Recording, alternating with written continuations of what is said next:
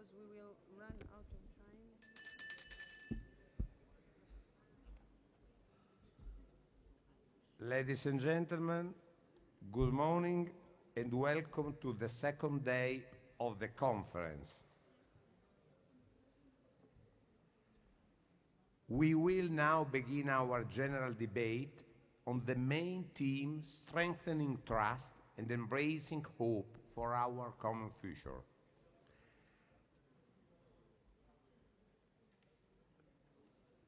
I would like to begin with some opening remarks. And I would like to give the floor to the current president of the IPU, Dr. Tulia Axon.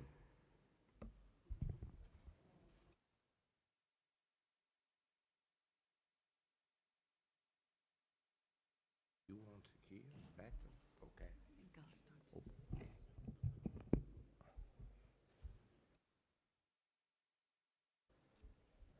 Excellencies, honorable members of Parliament, esteemed religious leaders, ladies and gentlemen, dear friends, dear colleagues. Yesterday, I shared some words about why we are all gathered here. For a truly inclusive conversation about our common present and our shared future. The topic of our general debate and the title of our conference, Parliamentarians in Dialogue with Religion and Belief, Strengthening Trust and Embracing Hope for Our Common Future, is inspired by the motto of the Jubilee year, called by the late Pope Francis, which is Pilgrims of Hope. I wanted to offer some reflections on the themes of trust and hope. On trust, parliaments are one of the most important institutions for upholding the social contract, that unwritten bond of trust that keeps societies cohesive and resilient. Parliamentarians provide a vital link between the people and the national government institutions. It is parliamentarians who are tasked with hearing and representing the people in their diversity of political positions and making laws, passing budgets, carrying out oversight, and debating important issues to guarantee the equal rights and dignity for all. Trust is an essential precondition for the effective work of Parliament, for confidence in the government, and for the upholding of the rule of law. It is the foundation of a healthy democracy. Trust, colleagues and friends, is earned in drops and lost in buckets. As the saying goes, as we face difficult times in governance and in coexistence, we must nurture that hard-won trust, which has been earned not merely. We all know that we are living in difficult times where trust is being tested. Firstly, we have seen polarization and disinformation that are creating rifts in communities. Secondly, we have seen multilateralism and the rules-based international order that it is being questioned. And thirdly, we have seen growing disparities, conflicts, and the climate crisis means that we don't know how the future will look like. Restoring and strengthening trust is an important task, especially for political and religious decision makers. Without trust, our office is meaningless, since it is the trust of our constituents or congregants that give us our mandate. And trust in ourselves is what gives us the strength to go on these hard times. Trust is closely connected to hope. It is hope that gets us out of bed each day, which nurtures the optimism and ambition to strive for something better, that drives so many of us gathered here today to take on roles which are anything other than 9 to 5. Hope is part of what makes us all human. I believe it is hope that has inspired all of us, about 600 people, to come to this conference to discuss how religion and politics can engage in dialogue for a better future. The challenges facing us are bigger than us, each individually, but also bigger than our communities. They transcend national borders and cross faith lines.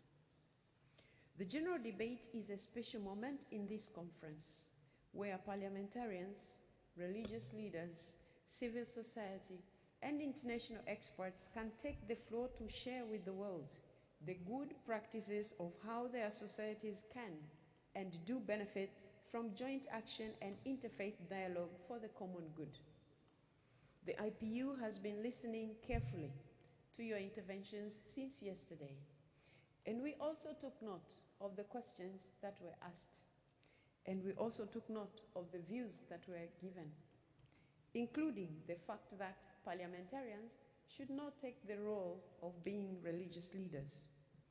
It is my pleasure to launch here today part 2 of the parliamentary report on religion and belief.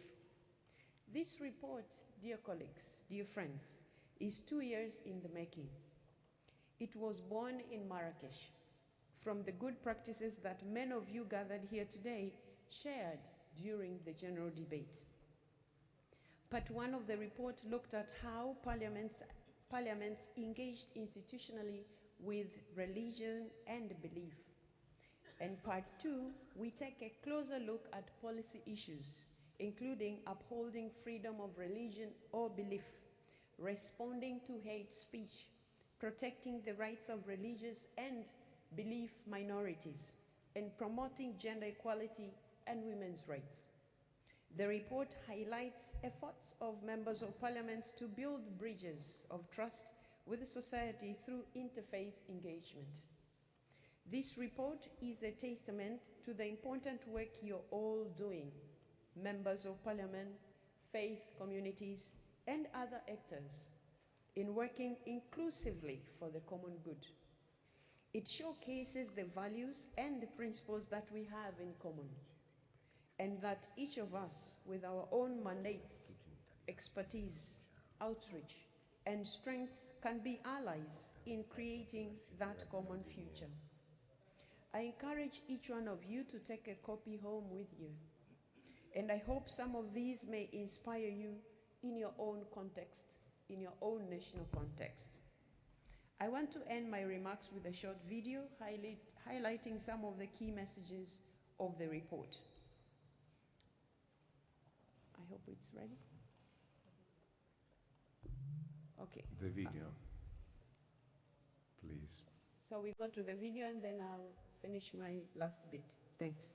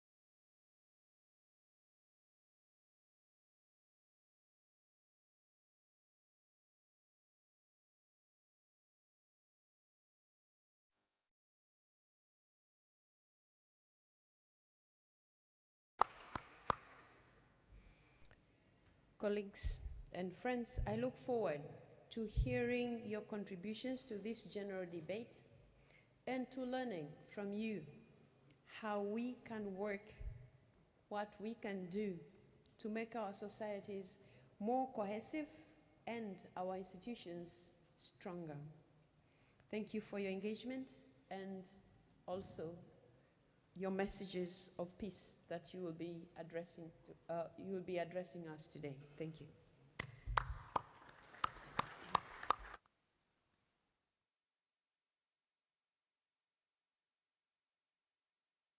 Thank you very much for our President.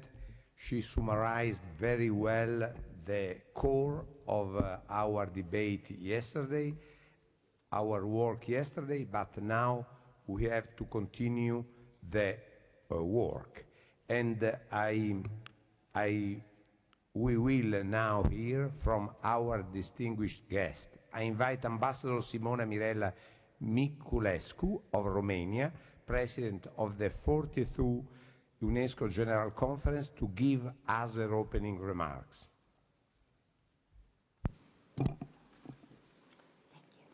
Mr. Honorary President of the Interparliamentary Union, Madam President of the Interparliamentarian Union, esteemed parliamentarians, distinguished keynote speakers, honored religious leaders, excellencies, ladies and gentlemen, is there any way of delivering mankind from the menace of war?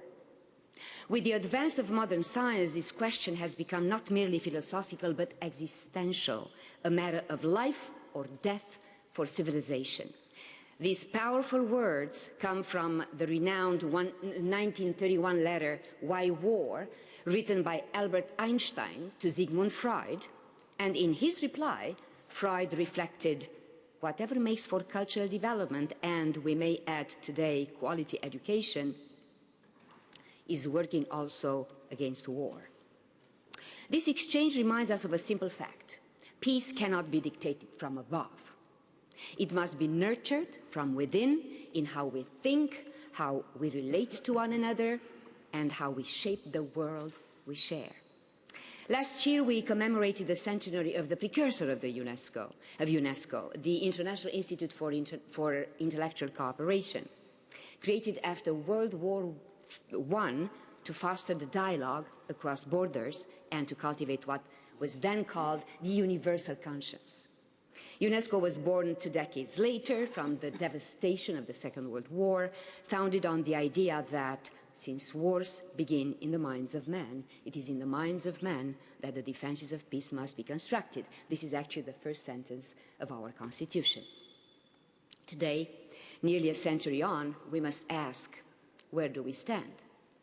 Violent conflicts are spiraling. Hyperconnectivity has not guaranteed harmony. Digital abundance has not deepened understanding. Information moves at the speed of light, but so does disinformation. Algorithms reinforce bias. Deepfakes imitate truth. The hard truth is that peace, and indeed our collective existence, is under pressure, and I would say under threat. This erosion of trust is a civic crisis. It threatens our democracies, our capacity for cooperation, and our ability to imagine a future together. This is why the theme of this conference today is not only timely, it is vital.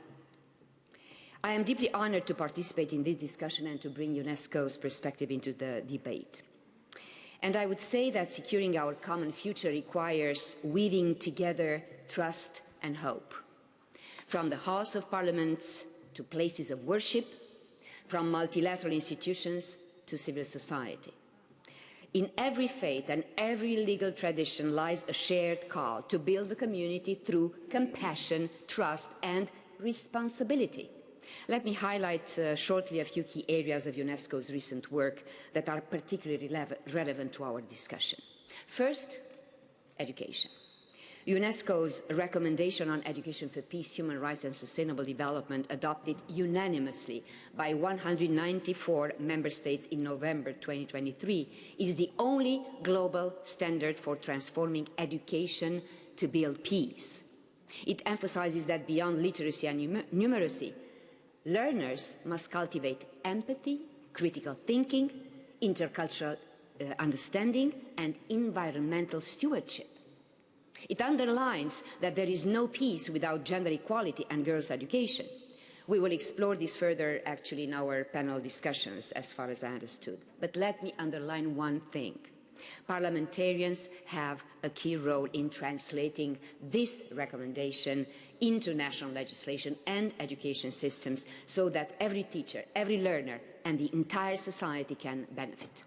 Second, ethical digital transformation. Digital transformation, including artificial intelligence, is reshaping our lives, clearly. It offers the promise of tremendous benefits, but without ethical guardrails, it can reproduce discrimination, magnify divisions, and threaten rights and freedoms. UNESCO adopted the first ever global recommendation on the ethics of artificial intelligence in 2021, again, unanimously. This comprehensive framework guides national efforts across multiple domains, from data governance and education to health, the environment and gender equality. And here too, your role as legislators is essential in translating this at the national level. National AI policies must embed human rights, transparency and fairness, ensuring that AI serves humanity and promotes sustainable development. Third, building a commons of trust in the digital age. At the 2023 Internet for Trust conference at UNESCO, we addressed one of the defining challenges of our time: how to govern digital platforms in a way that protects freedom of expression while tackling the global risks of disinformation, hate speech, conspiracy theories. The result was the multi-stakeholder development of a comprehensive a comprehensive set of guidelines for the governance of digital platforms. They provide a roadmap for states, civil society groups, and companies alike, calling for transparency in content moderation, independent oversight, algorithmic accountability, and the inclusion of users and civil society in decision-making processes. Because if trust is to survive in the digital age, the rules that govern our online spaces must be fair, transparent, and anchored in democratic principles and international human rights law. We are also proud of our collaboration with the Interparliamentary Union and the Center for Law and Democracy in launching a massive open online course on freedom of expression for parliaments. We opened it in October 2024. Over 4,000 participants from more than 180 countries have already taken part. And in a world where truth itself is increasingly fragile, initiatives like this strengthen the foundations of democracy. Finally, and most importantly, let us remember that we are one humanity, living on one planet. Our cultures give us identity, our faiths give us meaning, but our shared humanity gives us purpose. There is no contradiction between honoring our cultural and religious diversity and at the same time recognizing our common destiny. On the contrary, the deeper our roots, the stronger our respect for the roots of others. This is the spirit of unity in diversity that makes peace sustainable and possible. Excellencies, let us work together across politics and religions, across cultures and nations, across international organizations and national institutions to construct the defenses of peace in the minds of every human being. In doing so, we carry forward the legacy of those who, a century ago, dared to speak of a universal conscience, the deep awareness that our futures are interdependent and that peace is not an aspiration for the few, but a responsibility shared by us all. Thank you. Grazie.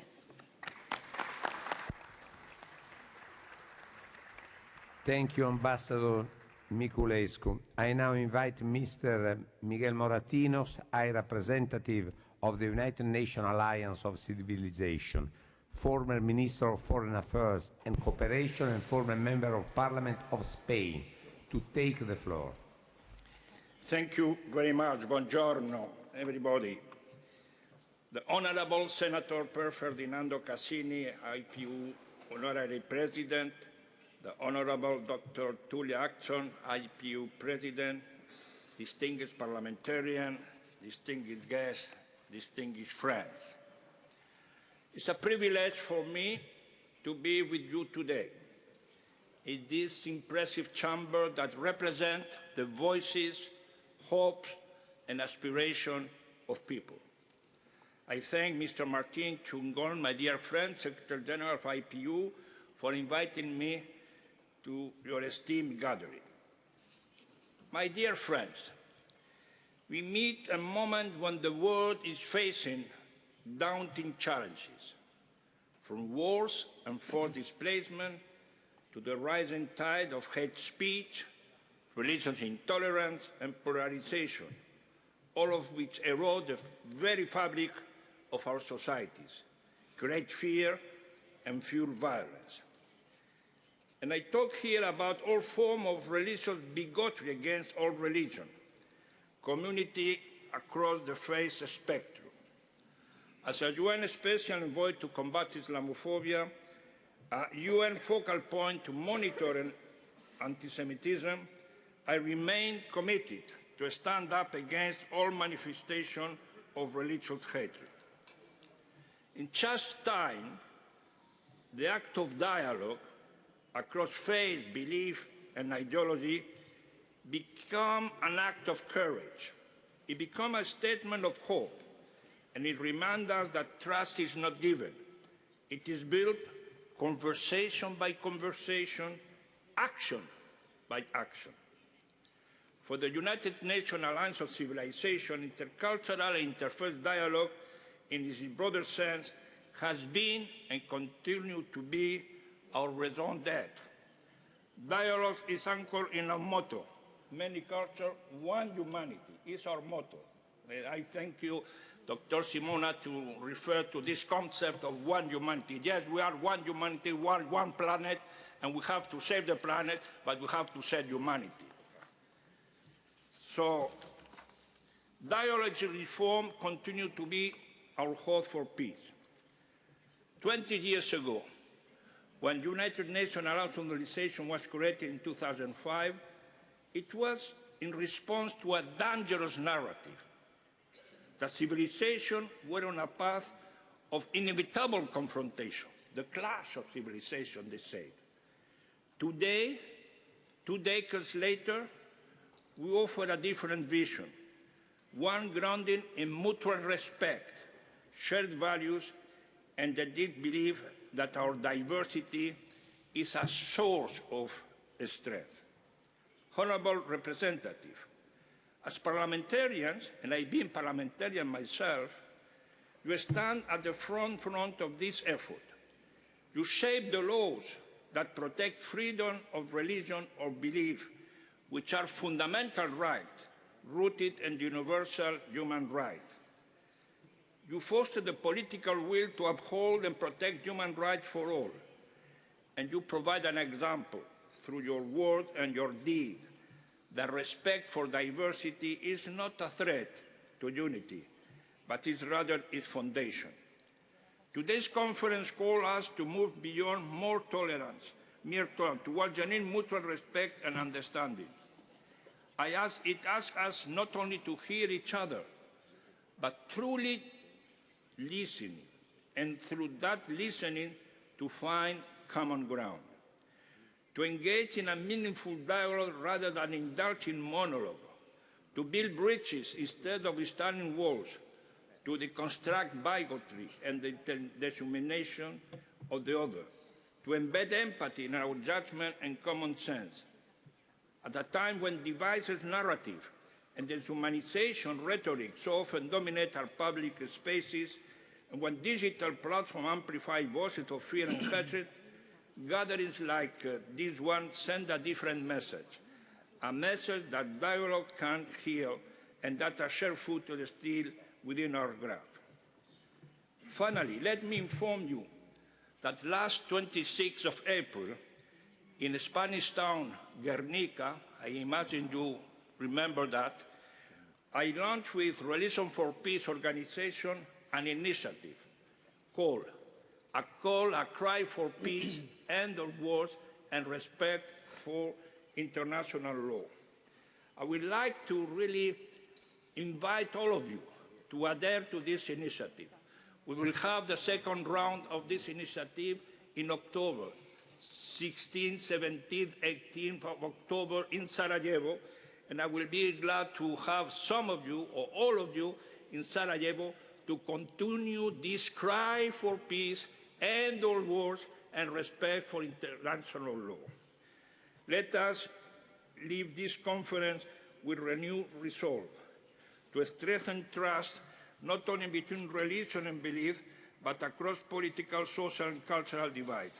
To embrace hope not as a naive ideal, but a deliberate choice to work towards a world anchored in dignity, equality, and peace. Let's save the planet, let's save humanity. Thank you very much.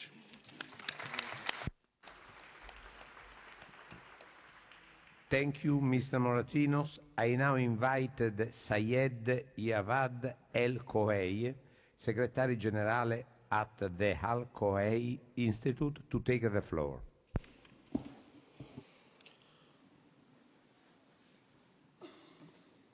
بسم الله الرحمن الرحيم. الحضور الكرام، سيداتي سادتي، أصحاب المعالي، كل مع حفظ الألقاب والمقامات، أسعد الله صباحكم جميعا.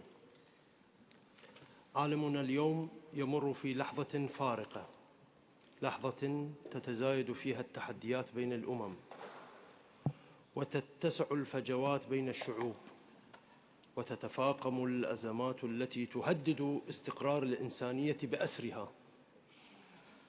وأمام هذا الواقع يبرز سؤال جوهري: كيف يمكن أن نستعيد الثقة للنفوس المحبطة؟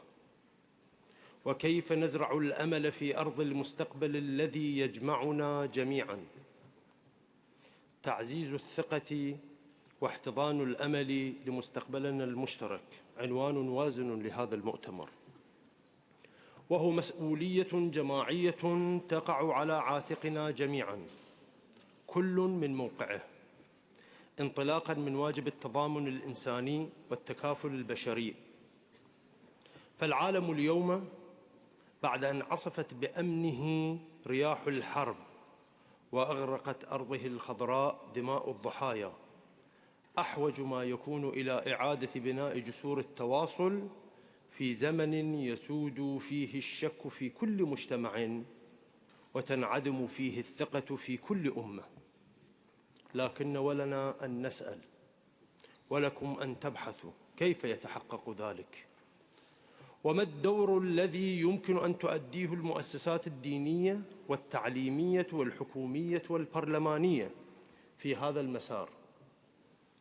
سيداتي سادتي، إن ما يميز الأديان السماوية وجميع الأنبياء والمرسلين، بل حتى أصحاب الفلسفات والمذاهب غير السماوية، وإنها لم تأتي لتخاطب الجسد ولا لتشبع الغرائز، بل جاءت لتعلو بالروح وتوقظ الضمير وترقي من شأن القيم الأخلاقية في الإنسان. لقد جاء الجميع بنداء الأخلاق. إن الأخلاق ليس هامشاً في الدين، بل هو لبه وروحه، وهي التي تحفظ الإنسانية من الانهيار وتصون المجتمعات من التناحر والتفكك. فلم تكن الأديان يوماً سبباً في إشعال الحروب أو إحراق الشعوب، بل كانت عاملاً في ترسيخ قيم العدالة وتجذير مبادئ الرحمة والتعايش بين البشر. والإسلام كغيره من سائر الديانات السماوية وضع الكرامة الإنسانية مبدأ جوهريا يحكم العلاقة بين الإنسان وأخيه الإنسان، حيث قال تعالى: ولقد كرمنا بني آدم. وهذا التكريم الإلهي ليس امتيازا، بل هو مسؤولية تفرض علينا احترام الآخر وصون حقوقه ونبذ كل أشكال الظلم والتمييز والازدراء. فالكرامة الإنسانية حق أساسي لكل إنسان، بغض النظر عن لونه أو عرقه أو دينه أو جغرافيته. ومن هنا فإننا نجب الاضطهاد ونستنكر القمع وندين الظلم أيا كان وعلى أي إنسان وقع، سواء في فلسطين المحتلة كما في أوكرانيا أو في غيرهما من بقاع العالم. ويجب أن نعمل جميعا بكل ما أوتينا من قوة على تعزيز كرامة الإنسان وصونها في كل مكان وفي كل زمان، وأن نكون ضد الظلم كائنا ما كان ومهما كان، فالكرامة الإنسانية ليست فقط حقاً فردياً، بل هي أيضاً أساس للتعايش السلمي والاستقرار في المجتمعات. ويبقى السؤال قائماً: إذا كان الجميع شغوفاً بالعدل والرحمة، فلماذا لا يزال عالمنا يعاني من الظلم والإقصاء والعنف؟ المشكلة أيها الأخوة والأخوات لم تكن يوماً في مبادئ التي نادت بها الأديان وأقرتها الأعراف السماوية، حتى نحمل الدين مسؤولية ما هو منه بريء، بل المشكلة في فهمها وتطبيقها، وفي من يحتكر تفسيرها بما يخدم أهواءه ومصالحه السياسية والحزبية الضيقة. وهنا يبرز دور القادة الدينيين بما أوتوا من علم وما رزقوا من وعي، ليس في توضيح المفاهيم الصحيحة فحسب، بل في تصحيح المسارات وطرح رؤى عقلانية تبنى على العقل وتنطلق من جوهر الدين، فتصونه وتحقق مقاصده العليا. وهذا ما جسدته المرجعية العليا للمسلمين الشيعة في النجف الأشرف عبر التاريخ، إذ هي لم تكن يوماً طرفاً في صراعات السلطة والصراعات السياسية، بل كانت صوتاً للعدالة وسنداً للمستضعفين ومرجعاً لمن ينشد الحرية والسلام. وفي الختام أنقل لكم شهادة حية من شخصية عالمية عظيمة رحلت عنا مؤخراً، أعني بها الحبر الأعظم البابا فرانسيس، حيث يقول في مذكراته التي طبعت قبل وفاته بأشهر قليلة: أتذكر عبارة واحدة على وجه الخصوص قالها لي آية الله السيستاني في النجف، واحتفظت بها كهدية ثمينة: الناس صنفان، إما أخ لك في الدين أو نظير لك في الخلق، ففي الأخوة تتحقق المساواة والعدالة. والسلام عليكم ورحمة الله وبركاته.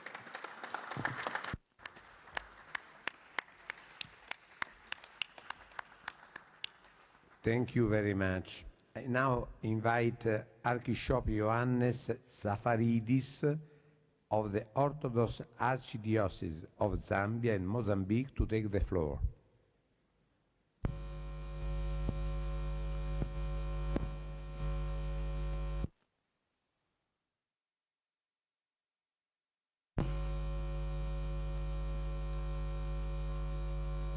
If you can change, I'll close, yes. Okay. Or change the microphone.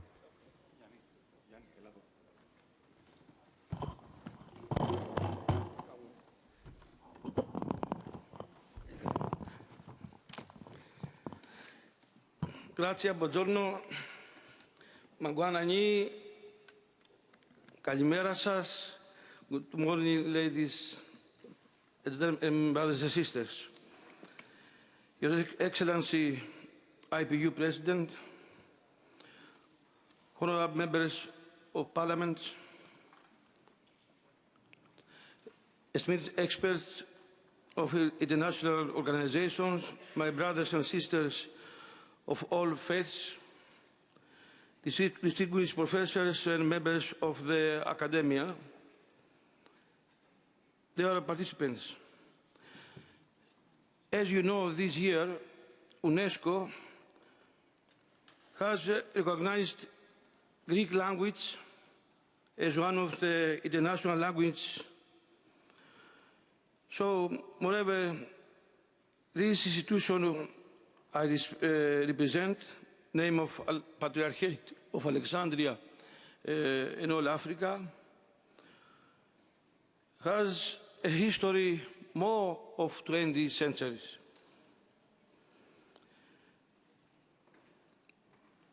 This institution using the Greek language. So, for those reasons, please let me address this opening in Greek language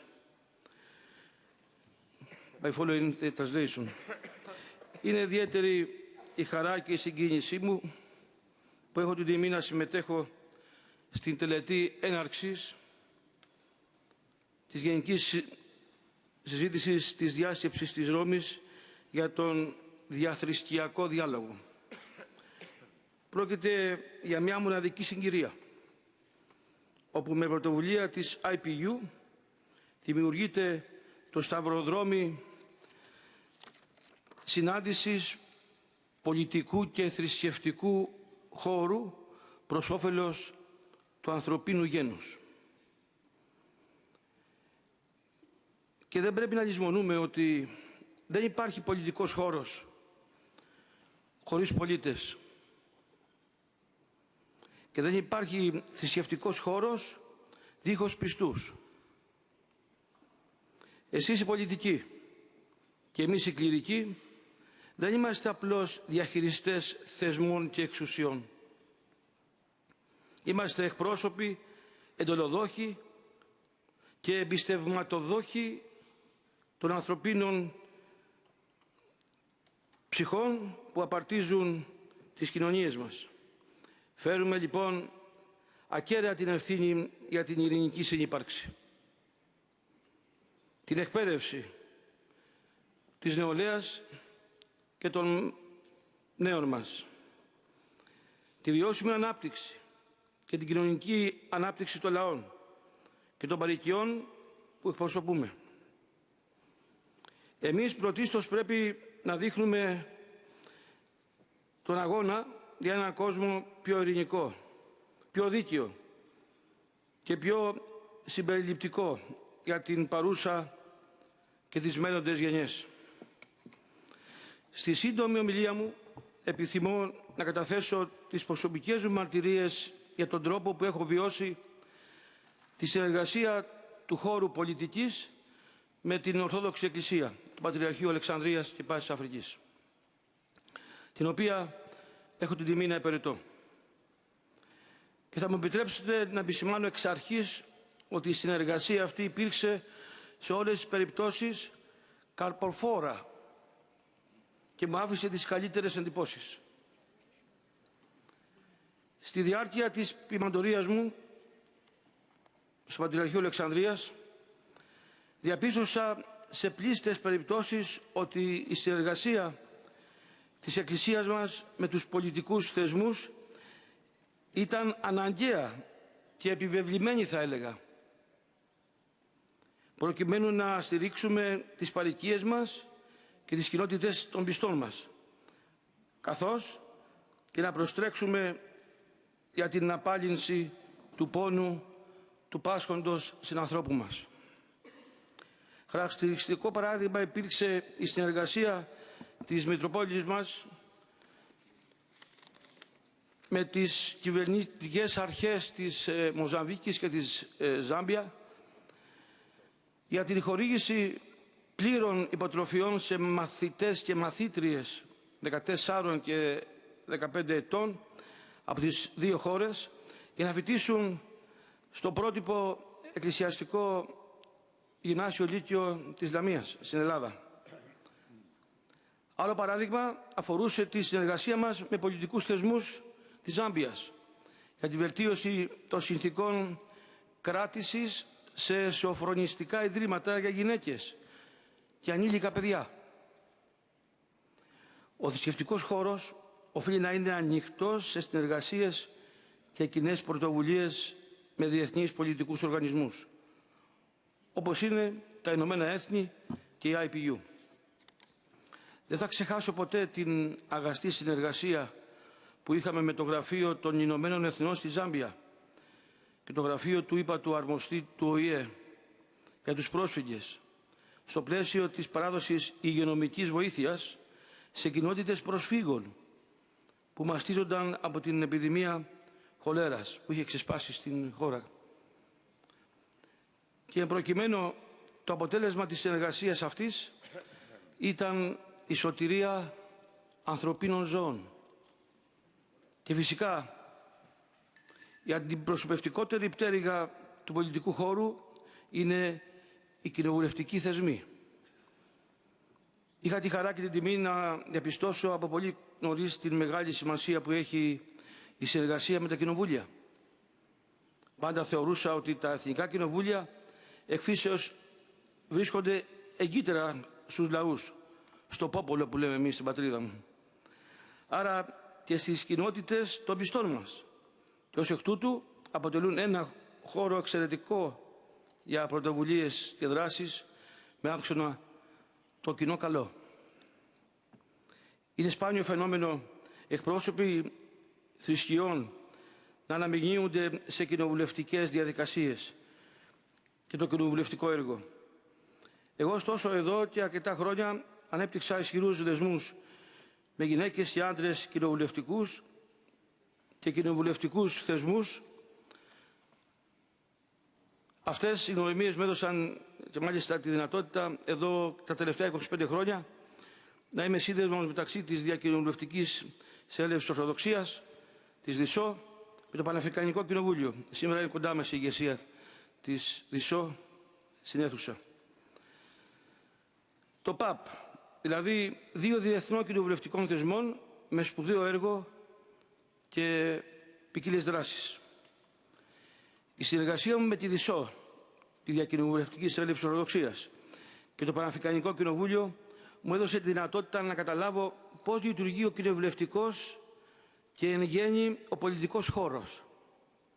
Στο βίντεο που προβλήθηκε πριν λίγο στην αίθουσα που είδαμε,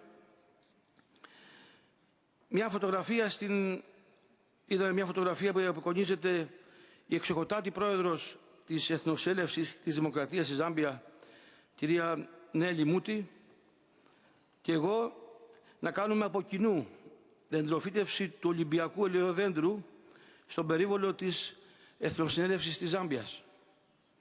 Η συμβολική αυτή κίνηση, η οποία έλαβε χώρα πέρυσι τέτοια εποχή στο πλαίσιο δραστηριοτήτων που συνδιοργανώσαμε το Κοινοβούλιο της Ζάμπιας και η Μητρόπολη για τον εορτασμό των Ολυμπιακών Αγώνων, είχε σκοπό να μεταδώσει το μήνυμα της Ολυμπιακής εκεχηρίας που τόσο σήμερα είναι απαραίτητο, και της Ολυμπιακής παιδείας στην Ολέα της Ζάμπιας. Το Κοινοβούλιο της Ζάμπιας αγκάλιασε την πρότασή μας για τις δραστηριότητες του προγράμματος Ολυμπιακής παιδείας και προετοιμάζομαστε από κοινού να ιδρύσουμε το Ολυμπιακό Χωριό και την Ολυμπιακή Ακαδημία στη χώρα της Ζάμπιας, στη Λουσάκα, όπου μικροί και μεγάλοι θα μπορούν να εκπαιδεύονται στο Ολυμπιακό ιδεώδες ως τρόπο διαμόρφωσης συμπεριφοράς. Καθώς δεν συνηθίζω να ξενυχτάω γράφοντας ομιλίες που κάνουν τους άλλους να νηστάζουν, επιθυμώ με αυτές τις ενδεικτικές καλές πρακτικές που σας εξέθεσα από το προσωπικό μου βίωμα να ολοκληρώσω τη σημερινή μου ομιλία. Επιτρέψτε μου να απευθύνω έκκληση προς την ηγεσία της IPU να συνεχίσουν να ενδυναμώνουν τις προσπάθειές τους για το κρίσιμο ζήτημα της αλληλεπίδρασης θρησκείας και πολιτικής. Σας ευχαριστώ πολύ. Thank you, Archbishop Safaridis. Now we have to start with the debate, but I would like to give you some advertising. Those of you familiar with IPU assemblies will know how our general debates usually function. But for the benefit of our colleagues from beyond the parliamentary community, I will explain how we will proceed. We invited participants wishing to speak in the general debate to register online, and on that basis we established a speakers list, which we distributed to you by email earlier this week. We have continued to update that list with the new registrations and adjustments. We have aimed to find a balance in that list between the many parliamentarians interested in speaking and our partners for religions, beliefs, NGOs, faith-based organizations and academia. As per usual IPU practice, we have also strived to strike a gender and geopolitical balance. The first section of the list will be a high-level segment for Speaker of Parliament, prominent religious leaders, and heads of organization. These will be followed by most other speakers, and finally, a short list containing second speaker from parliamentary delegations. We currently have 65 speakers on the list, so I would like to encourage you to stick to the designated speaking time. National parliamentary delegation have a maximum of 6 minutes speaking time, shared between their speakers if 2 are registered, or a maximum of 4 minutes if only 1 MP is speaking. All other speakers may speak for a maximum of 3 minutes. As we have a panel discussion and other meeting in progress, it may arise that certain speakers are not present in the room when their turn is called. In such cases, we will move them to the end of the list and call them again later. Any registration to speak made in person are being added to the end of the list, and we will call those concerned if we have time before the debate concludes at 5 p.m. today. You will have noticed that this is a working parliamentary chamber, and as such, we do not have a lectern. Speakers are therefore invited to give their speeches from where they are seated in the room. I invited you to stand and turn on the microphone in front of you when you are called upon to speak. Finally, due to the developing situation in the Middle East, several participants were unable to make it to the conference and have instead sent video messages, which we will play at the appropriate time in the predetermined list. Thank you in advance for your understanding, and I wish you fruitful deliberation. I want to remember the colleagues, great friends, that I have one bell, and I will be careful and rigid because we have to take the minutes. The first list, the first is Archbishop Angaelos. He has 4 minutes. After I use my bell. And after Angaelos, Muhammad Al-Yamadi. Now, Archbishop Angaelos. Thank you very much.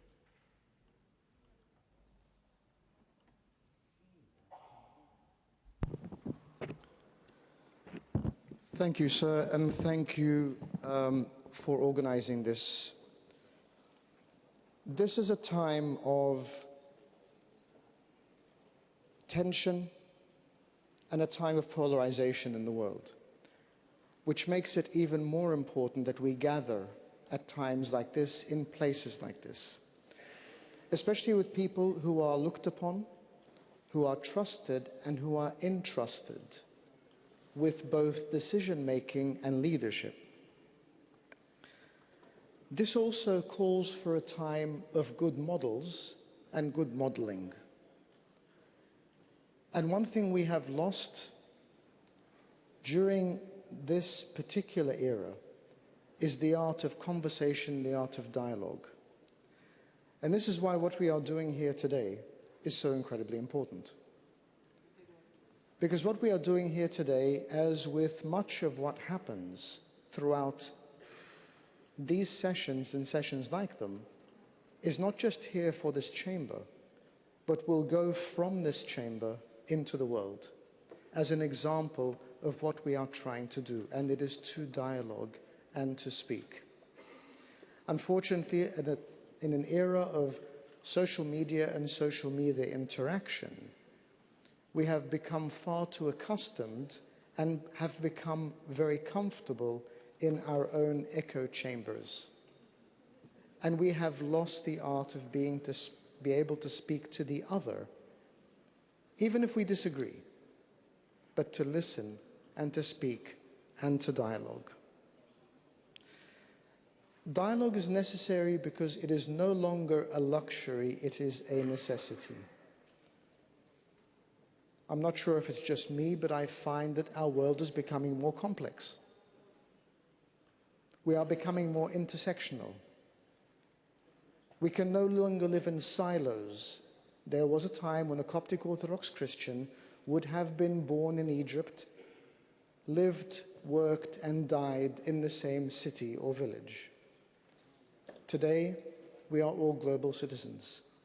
I myself was born in Egypt, migrated with my family to Australia when I was 5, grew up there, went back to Egypt to join the monastery where I lived for 6 years, and I have been in Britain now for 30 years.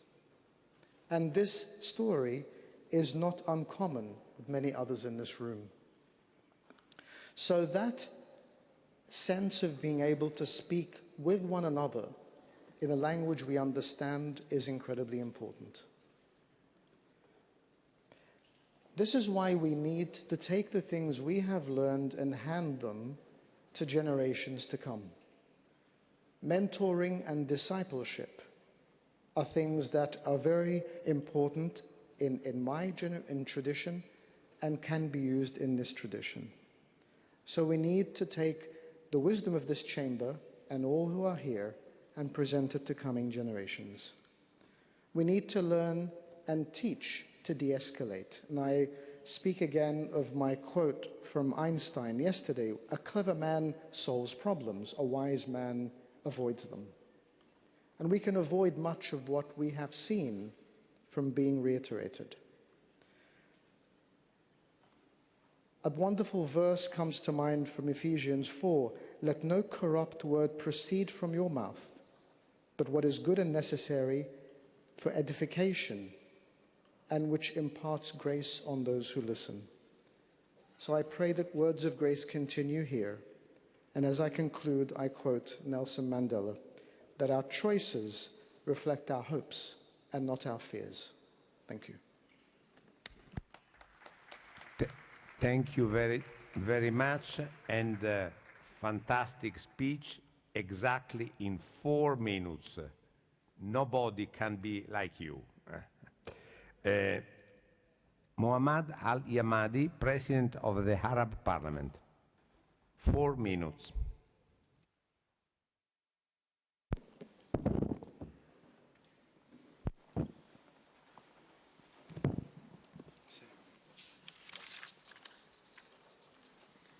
بسم الله الرحمن الرحيم.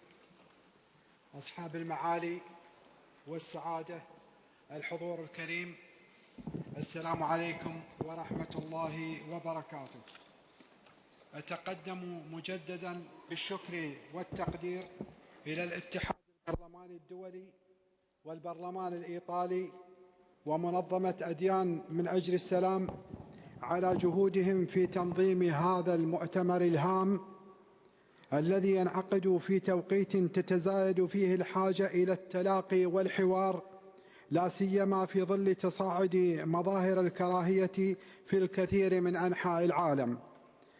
كما أكدنا يوم أمس فإن الأديان لم تكن يوما مصدرا للصراعات أو النزاعات، فجميع الأديان تؤكد على قيم الحوار وتدعو إلى التعايش وتجرم الكراهية، ولكن المشكلة تكمن دائما في من يوظفون الدين لأغراض سياسية أو عنصرية، وتكمن في السلوكيات المتطرفة التي تغذي خطاب الكراهية والعداء ضد الآخر. ومن هنا تأتي المسؤولية الكبيرة الملقاة على عاتق البرلمانيين حول العالم من خلال تشريعات تحمي حرية المعتقد وتجرم خطاب الكراهية، ودعم المبادرات التعليمية والإعلامية التي تكرس ثقافة التسامح وقبول الآخر، فضلا عن توظيف دور الدبلوماسية البرلمانية في بناء شراكات دولية تعزز التفاهم بين الشعوب المختلفة. أصحاب المعالي والسعادة، لا يمكننا الحديث عن تعزيز الحوار بين الأديان بمعزل عن التصدي الحازم لظاهرة الإساءة للرموز والمقدسات الدينية، والتي ترتكب في بعض الأحيان تحت ذرائع حرية التعبير، في حين أنها تغذي مشاعر الكراهية وتقوض أسس التعايش المشترك وتهدد السلم المجتمعي والدولي. وفي هذا السياق أدعو باسم البرلمان العربي إلى بدء جهود دولية منسقة تقودها البرلمانات والهيئات التشريعية لإطلاق ميثاق برلماني دولي لتجريم ازدراء الأديان، ليكون مرجعية أخلاقية وقانونية تسهم في مواجهة خطابات الكراهية وتمنع الإساءة إلى الرموز والمقدسات الدينية تحت أي مبرر. وختاما، أؤكد أن الحوار بين الأديان ليس ترفا فكريا، بل ضرورة إنسانية وأداة مهمة لتحقيق السلم والاستقرار. ومسؤوليتنا كبرلمانيين لا تقف عند حدود سن القوانين فقط، بل تمتد إلى بناء وتعزيز ثقافة الحوار والتسامح في مجتمعاتنا. فالعالم اليوم بحاجة إلى صوت العقل والحكمة، وإلى مواقف شجاعة تعلي من شأن الإنسان وتصون كرامته أيا كان دينه أو معتقده. أشكر لكم استماعكم، والسلام عليكم ورحمة الله وبركاته. Thank you very much, Mr. President.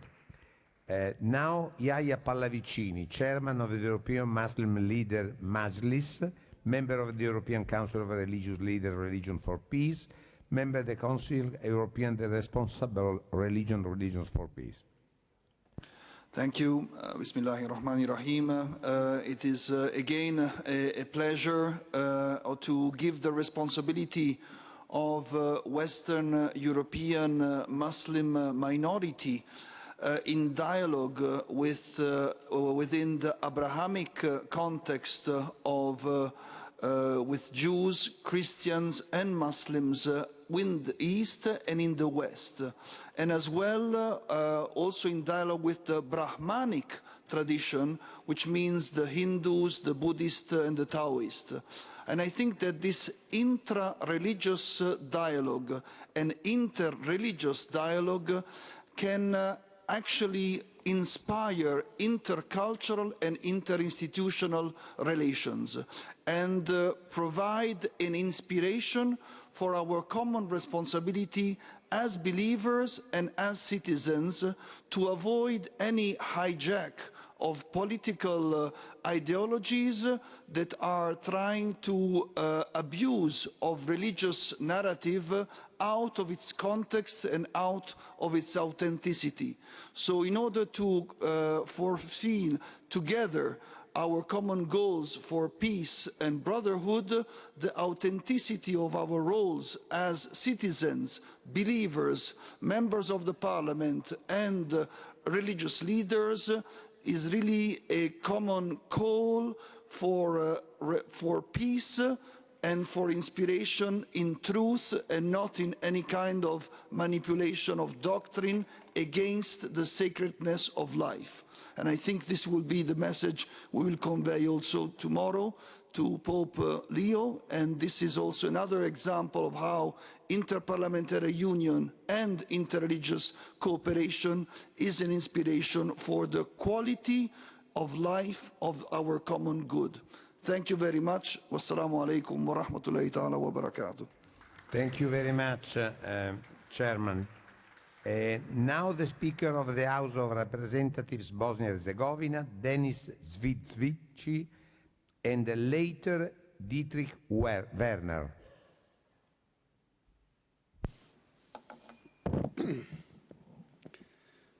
Thank you very much. Uvažene ekscelencije, poštovane dame I gospodo, Koristim još jednom priliku da se zahvalim i čestitam svim ljudima iz Interparlamentarne unije i Parlamenta Republike Italije na odličnoj organizaciji ovoga događaja, baš u Rimu, koji kao i grad iz kojeg dolazim, grad Sarajevo, predstavlja mjesto fascinantne historije, duhovnosti i simbola dijaloga među civilizacijama. Dolazim iz Bosne i Hercegovine, zemlje čija historija i identitet predstavljaju najbolji primjer kako ljudi različitih vjera i kultura mogu živjeti zajedno. U mojoj zemlji u većini gradova u krugu od nekoliko stotina metara možete vidjeti vjerske objekte i bogomolje svih monoteističkih religija. Ovo nasljeđe i jedinstvo u različitostima je nešto na što smo jako ponosni i što smatramo velikim doprinosom za razvoj multikulture i tolerancije u Europi i čitavom svijetu. Svaka religija po svojoj suštini predstavlja izvor vjere, morala, uzajamnog poštovanja i inspiracije za služenje drugima. Međutim, često smo kroz historiju svjedočili da su vjerske razlike korištene za mržnju i razdor. Nažalost, i u savremenom svijetu vidimo pokušaje da se religija pretvori u ideološko oružje koje se koristi kao opravdanje za diskriminaciju i nasilje. Zbog toga je dijalog između parlamentaraca i vjerskih lidera od presudnog značaja, jer zajedno imamo i moć i odgovornost da izgradimo društva utemeljena na pravednosti, slobodi i dostojanstvu. Jer kako možemo komunicirati sa Bogom ako nismo spremni komunicirati jedni sa drugima?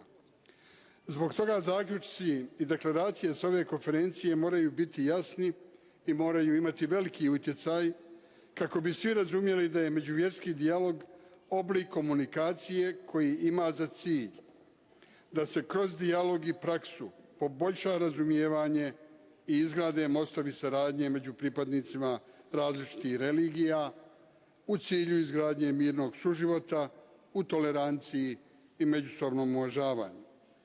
Dakle, cilj nije i ne smije biti nametanje mišljenja ili brisanje razlika u mišljenju, nego stvaranje uvjeta da se te razlike razumiju i međusobno prihvate. Dijalog je proces učenja o drugima, a ne način da se drugi pobjede ili ušutkaju. Religije su Božji dar. Imaju za cilj da donesu mir i napredak čitavom čovječanstvu, a ne da budu razlog za mržnju i netrpeljivost. Zbog toga parlamentarci i religijski lideri moraju djelovati zajedno i organizirano kako bi bilo moguće izgraditi uzajamno uvažavanje i to na temelju poznatih principa.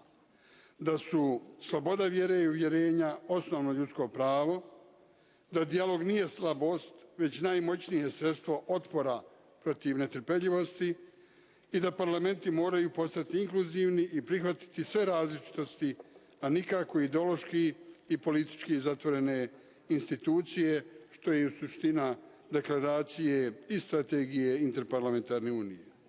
Na kraju mislim da je najvažnije da parlamenti aktivno rade na usvajanju zakona i politika koje štite slobodu vjere i uvjerenja, te da sprečavaju govor mržnje sa posebnim fokusom na internet i društvene mreže.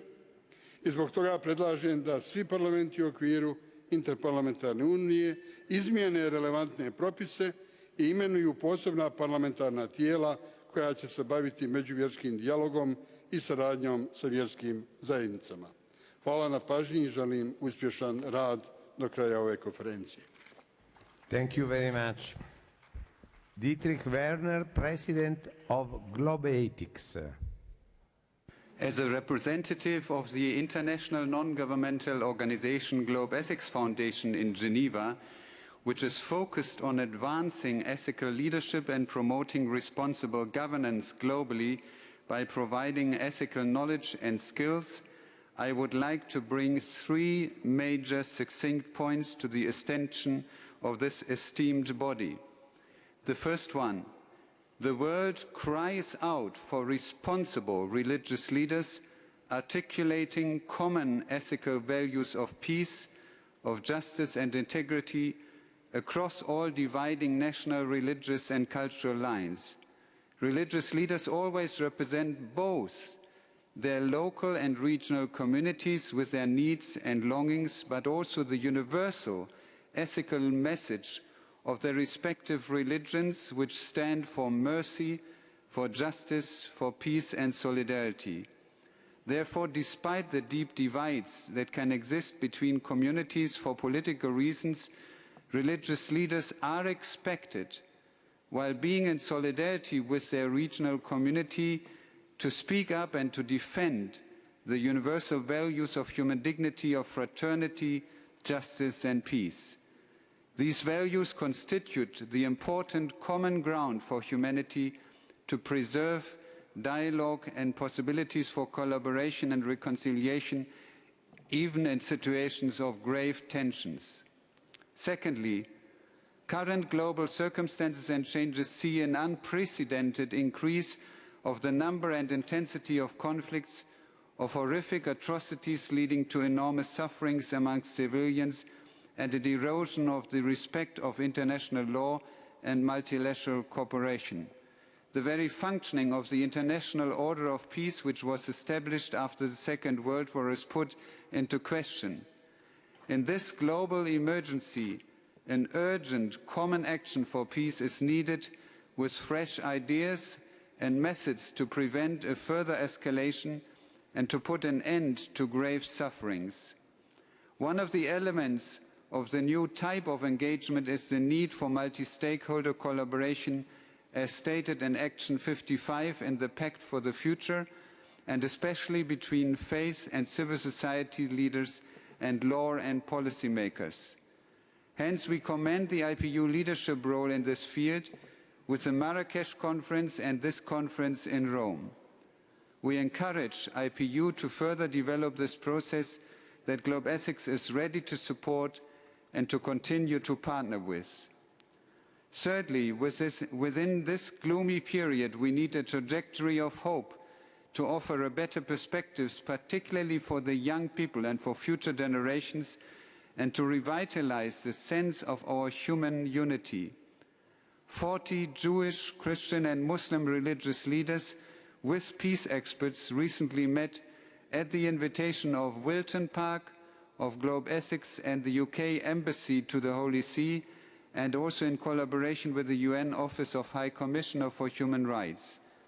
The outcome of their discussion is a statement with 19 commitments under the title "The Role and Responsibility of Religious Leaders in Times of War, Atrocities and Polarization," which represents an important milestone on this trajectory of hope. Globe Ethics is committed to support this process and invites the participants of this conference to join us from 8 to 10 October at the Global Ethics Forum in Geneva to continue the conversation and to transform these commitments into actions. Thank you.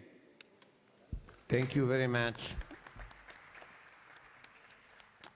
The Secretary General of the Ahmadiyya League of Religion Scholars, Ahmad Abadi. Later, the Speaker of the Federal National Council of United Arab Emirates. Video. Okay.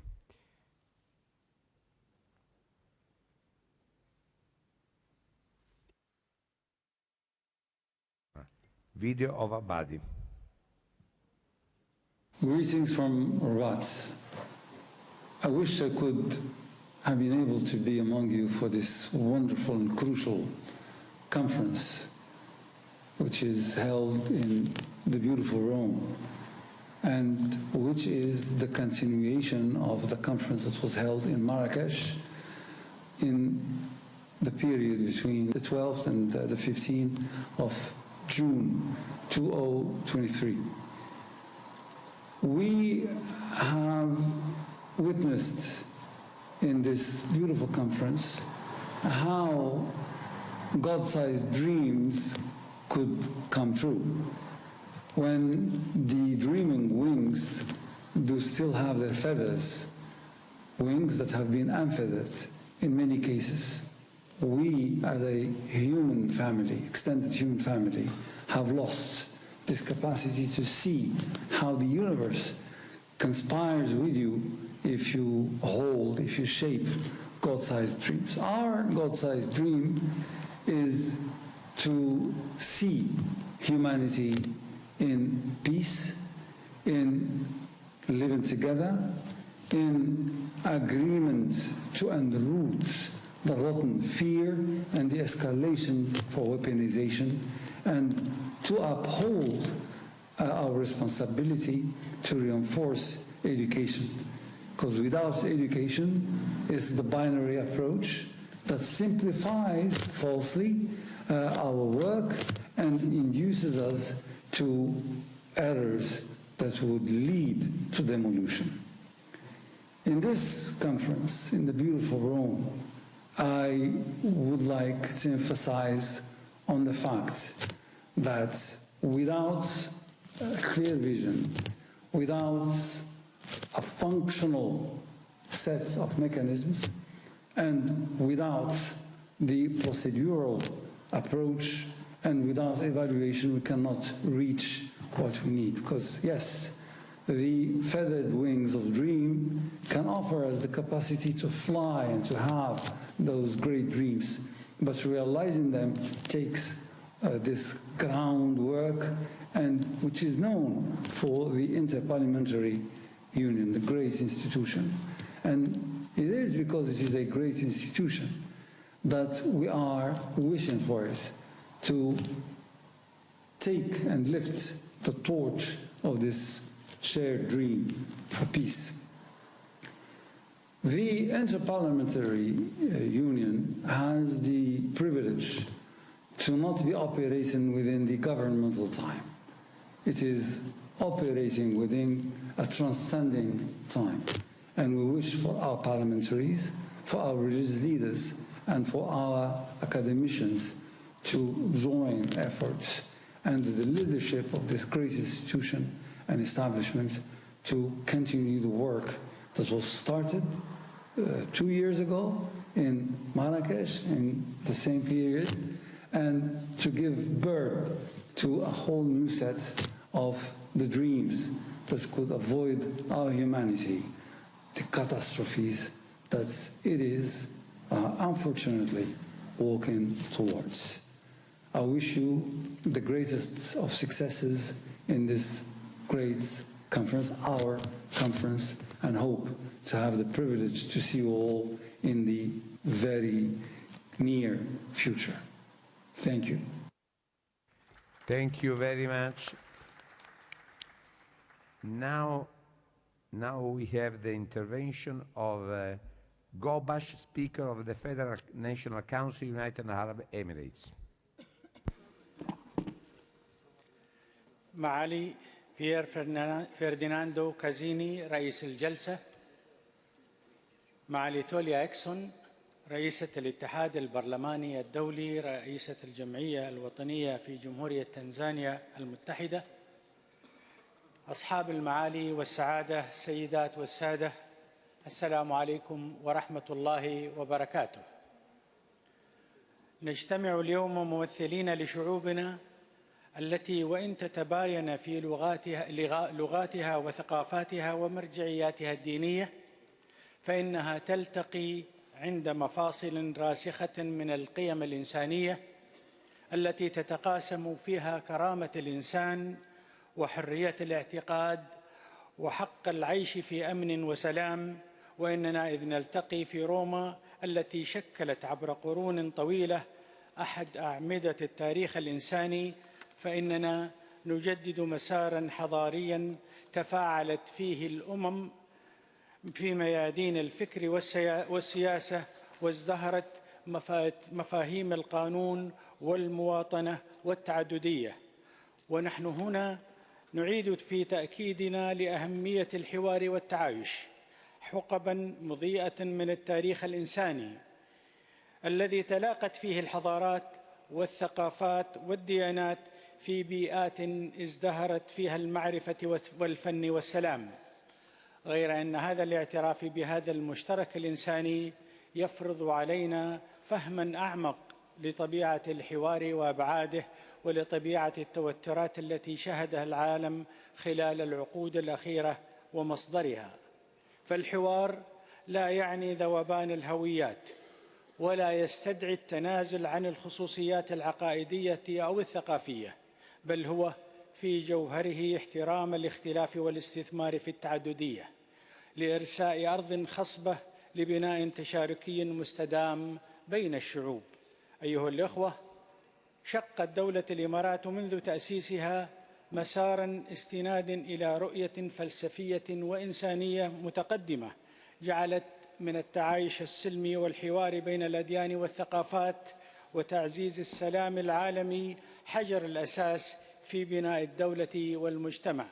وفي هذا السياق شكلت وثيقة الأخوة الإنسانية التي انطلقت من أرض الإمارات عام 2019 برعاية كريمة من صاحب السمو الشيخ محمد بن زايد آل نهيان حفظه الله رئيس الدولة، تحولاً مفاهيمياً في مسار العلاقات بين الأديان والثقافات. فالوثيقة لم تكن إعلان نوايا بل إطاراً أخلاقياً وفلسفياً عابراً للعقائد، ويؤسس لمنظومة عالمية جديدة تعيد الاعتبار لإنسانية الإنسان فوق كل انتماء. والوثيقة تعكس أيضاً ثمرة وعي عميق بأن العالم في حاجة إلى منظومة أخلاقية جديدة تحرر الأديان من الاستغلال السياسي وتضع أرضية مشتركة في تأكيد المواطنة المتساوية واحترام التنوع باعتباره مسؤولية عالمية لا خياراً وطنياً فقط. وخير ما أختتم كلمتي هذه هو باقتباس من جوهر النداء الإنساني الذي تحمله وثيقة الأخوة الإنسانية، وليكون خارطة طريق لنا كبرلمانيين لتحقيق شعار المؤتمر. تقول الوثيقة: نطالب أنفسنا وقادة العالم وصناع السياسات الدولية والاقتصاد العالمي بالعمل جدياً على نشر ثقافة التسامح والتعايش والسلام، والتدخل فوراً لإيقاف سيل الدماء البريئة ووقف ما يشهده العالم حالياً من حروب وصراعات وتراجع مناخي وانحدار ثقافي وأخلاقي. ونتوجه للمفكرين والفلاسفة ولرجال الدين والفنانين والإعلاميين والمبدعين في كل مكان ليعيدوا اكتشاف قيم السلام والعدل والخير والجمال والأخوة الإنسانية والعيش المشترك، وليؤكدوا أهميتها كطوق نجاة للجميع، وليسعوا في نشر هذه القيم بين الناس في كل مكان. انتهى الاقتباس. شكرا لاستماعكم، والسلام عليكم ورحمة الله وبركاته. Thank you very much, Mr. Speaker. Now, by Shaib Professor Mahinder Singh Ahluwalia, Chairman of the Guru Nanak Nashim Nasawak, Co-President and Trustee of the Religion for Peace.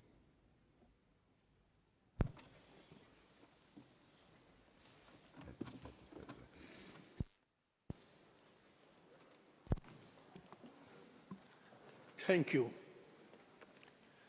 The theme today is strengthening trust and embracing hope for our common future. And I believe we are also looking for peace within ourselves, families, communities, and society. The first point I want to make is the urgency and priority. You know, we may not realize, but death is only a breath away. We have to do things fast.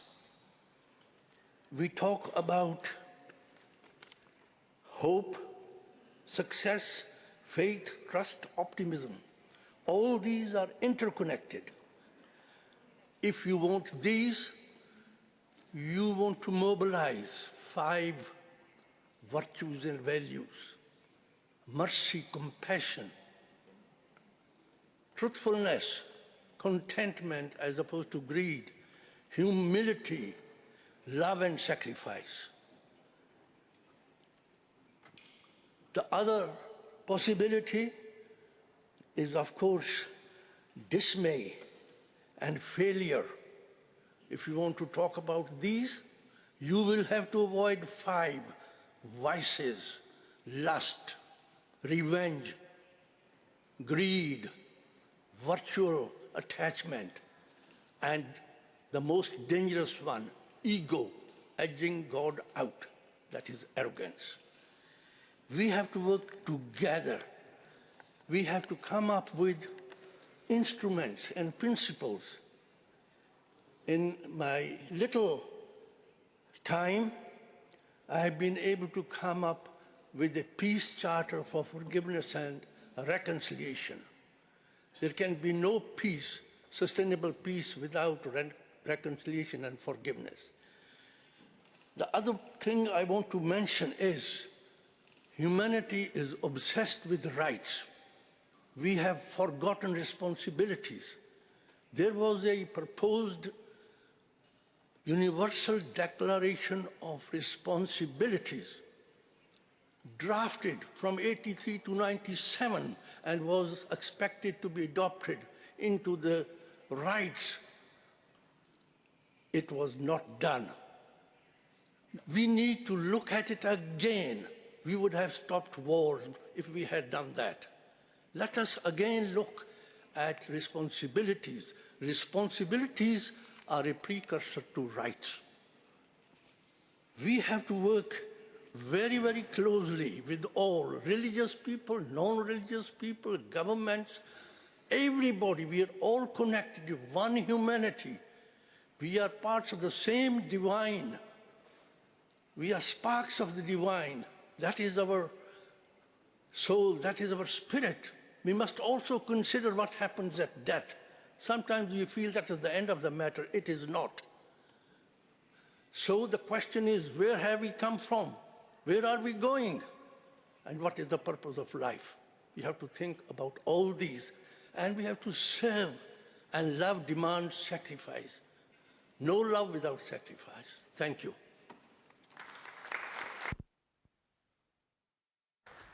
Thank you, Mr. Now, the President of the Senate, Eswatini, Lindine Dlamini.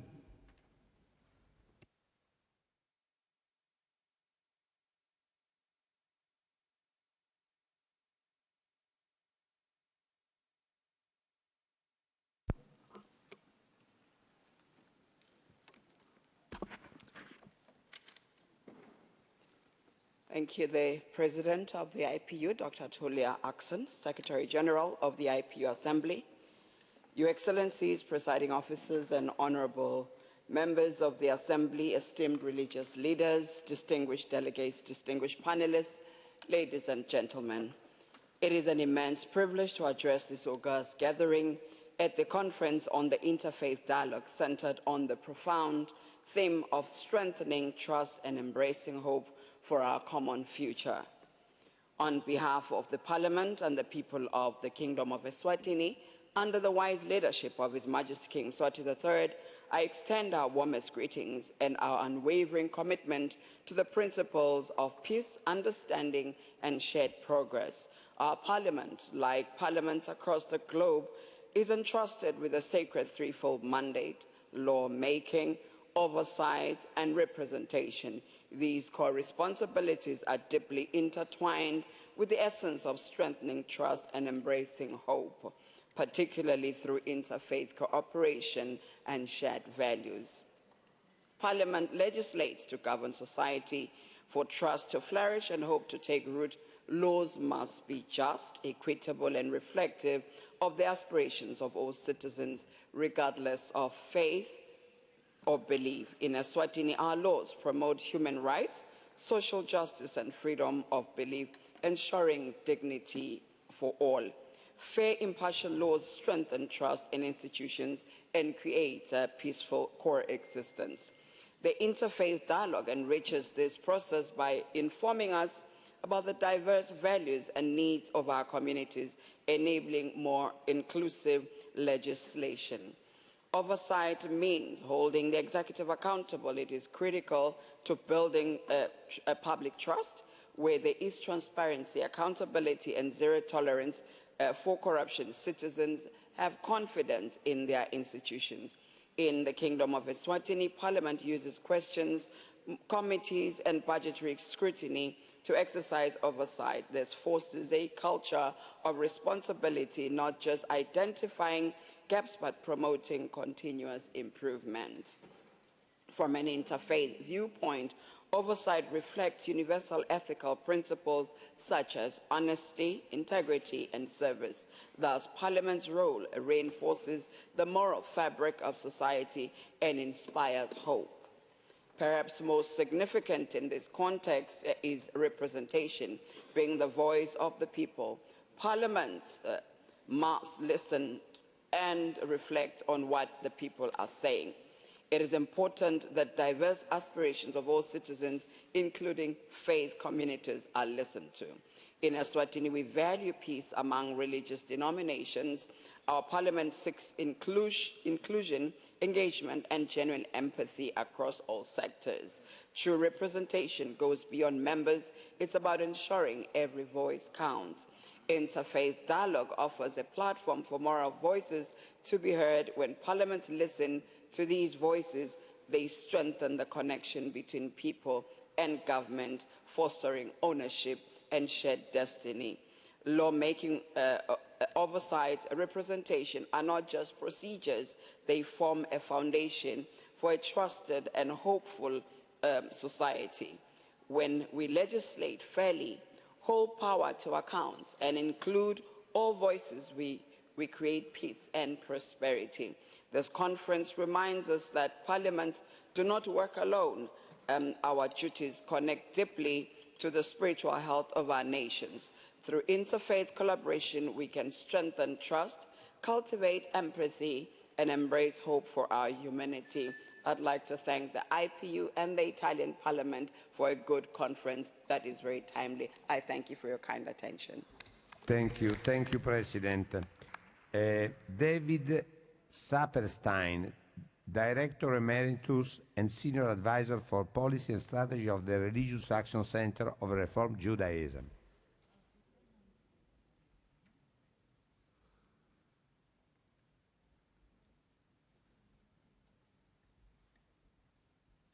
Saperstein is here?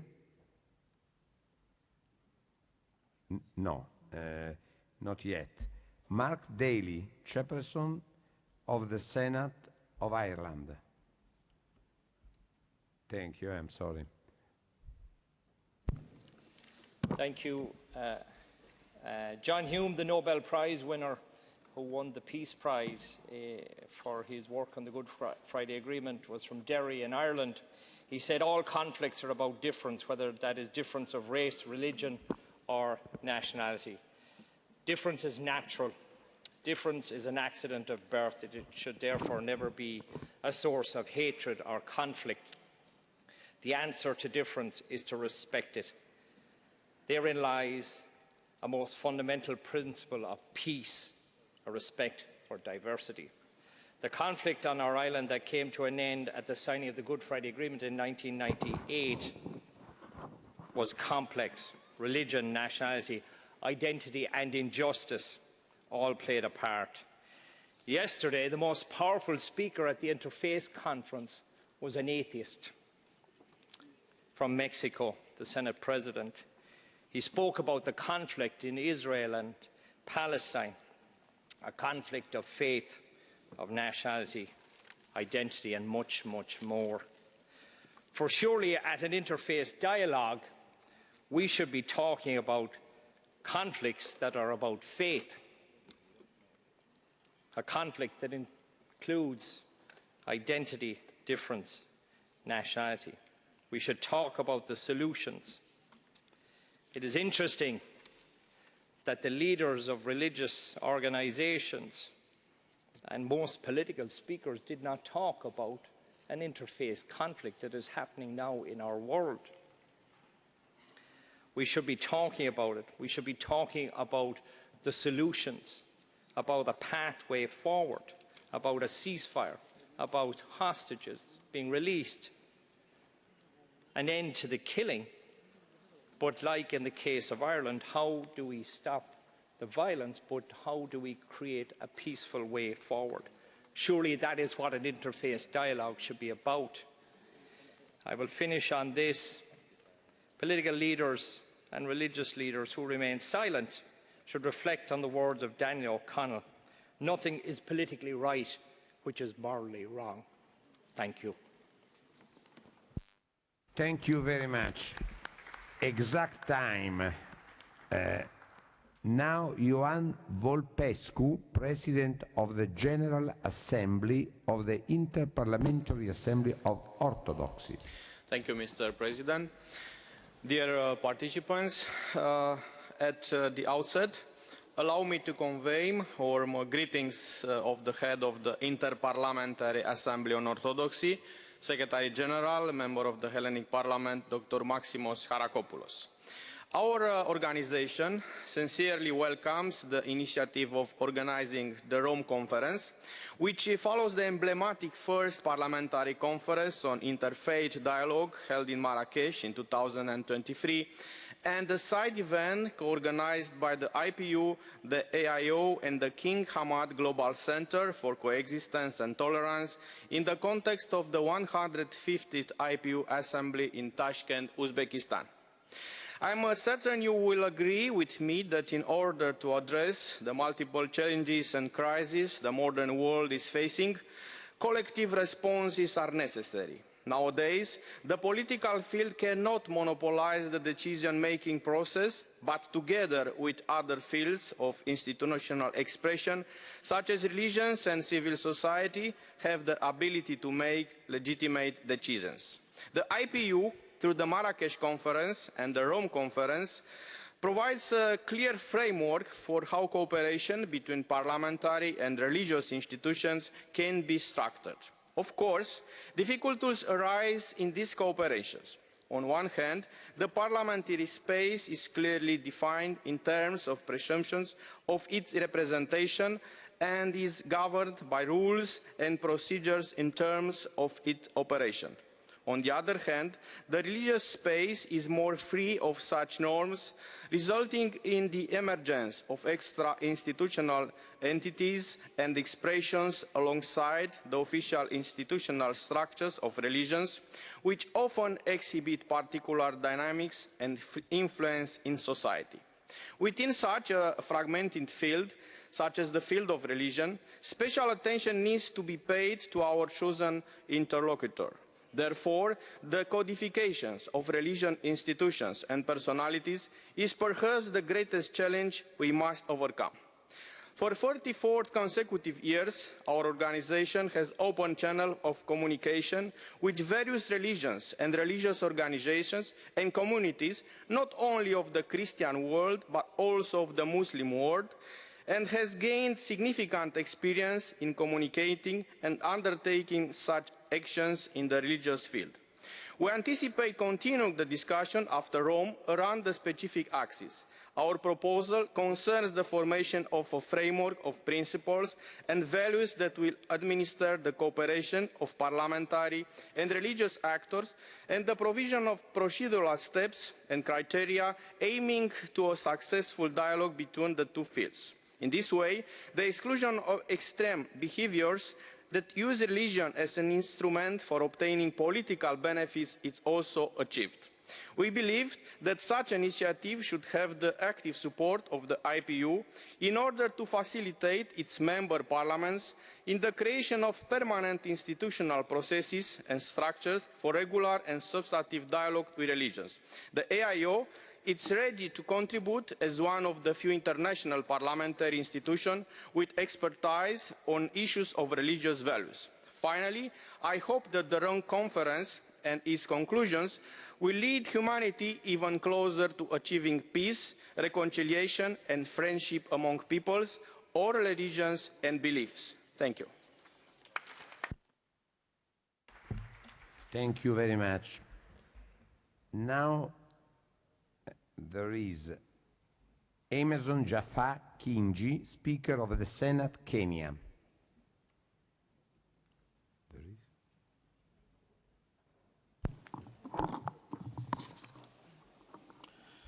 Thank you, Madam President. Dear colleagues, the themes strengthening trust and embracing hope for a common future rightfully guide us towards reaffirming the power of interfaith dialogue as a cornerstone for peace, inclusivity and sustainable development. Kenya's rich tapestry of cultures, religions and traditions offers both lessons and aspirations in our shared quest for a harmonious future. In Kenya, interfaith dialogue is not merely a policy, but a lived reality.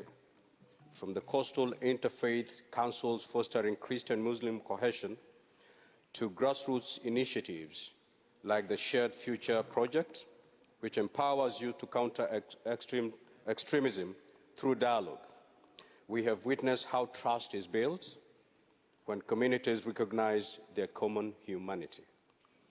As Zipporah Nyawera, a Christian leader in Diani, Kwale County in Kenya, reflects, and I quote, "Regardless of our faith, we pray to the same God. Our children attend the same schools, and we share the same hospitals." This ethos aligns with the calls made at Parliamentary conference on interfaith dialogue held in Marrakesh, Morocco in June 2023, packaged as the Marrakesh Communique, which stringently advocated for dialogue grounded in fundamental rights. We must recall that a resounding concurrence at the meeting was that interfaith dialogue that is grounded in support for fundamental rights and freedoms is an essential tool for promoting inclusivity and peaceful coexistence, upholding the rule of law and encouraging collective efforts to achieve a better society. The Parliament of Kenya stands as a partner in advancing interfaith solidarity. We have championed laws that project religious freedoms and also protect freedoms and promote equitable resource distribution, a critical tool to dismantle the socio-economic disparities often exploited to fuel division. Our communities actively engage faith leaders in policy making, ensuring their voices shape national cohesion strategies. Kenya urges this assembly to undertake the following: invest in localized dialogue, like Kenya's Kumbatia Interfaith Youth Forums, focused on addressing radicalization and inequality. Amplify women's leadership in bridging religious divides, as seen in the case of Zipporah's work, combating gang violence through parental dialogues. Leveraging parliaments to institutionalize interfaith principles, ensuring policies reflect the Jubilee year's spirit of renewal. In closing, I implore us to remember this: trust is not a destination, but a journey. Kenya commits to walking with you in this path, in embracing our diversity as strength and our shared aspirations as the foundation for a future where no one is left behind. I thank you. Thank you. Thank you, Mr. President. The President and co-founder of the Dharma Alliance, Prashant Sharma.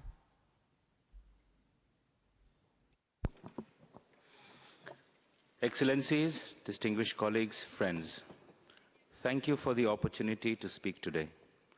I do so as President of Dharma Alliance Geneva and as a representative of the diverse family of dharmic traditions, Buddhist, Hindu, Jain, and Sikh, which guide the lives of over 2 billion people around the world. The dharmic worldview begins with a reverence for plurality, not as a challenge to overcome, but as a truth to be celebrated. As the Rig Veda proclaims, Ekam Sat Vipra Bahuda Vadanti. Truth is one. The wise call it by many names. This recognition of shared truth lies at the heart of our engagement in interfaith dialogue. This is why Dharma Alliance, founded in Geneva, works to ensure dharmic voices and values are part of the multilateral conversation. Our approach is grounded in 3 core principles. First, we must expand the table of dialogue.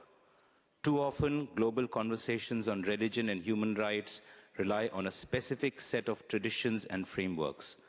Dharmic traditions which do not always conform to institutional models of religion, are frequently underrepresented.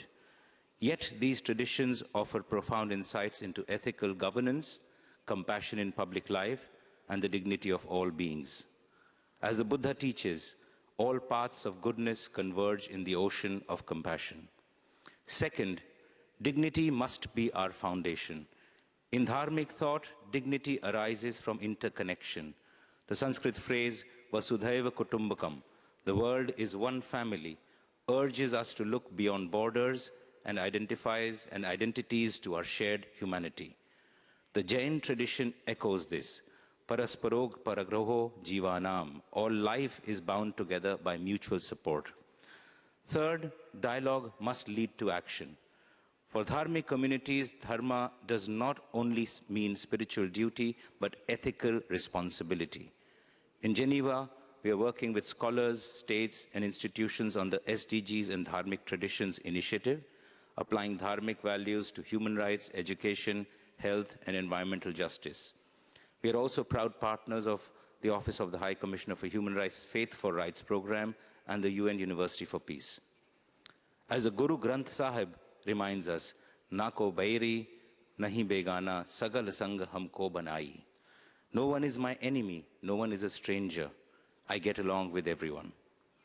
Interreligious dialogue, when rooted in non-violence, interdependence, and service, becomes more than conversation. It becomes a tool for peace, coexistence, and resilience. As the Bhagavad Gita says, he who sees the self in all beings and all beings in the self never turns away from anyone. This is not only a spiritual path, it is a political imperative. Let us build on it together. I thank you. Thank you very much. Manuel José Osandón, Presidente del Senato del Cile.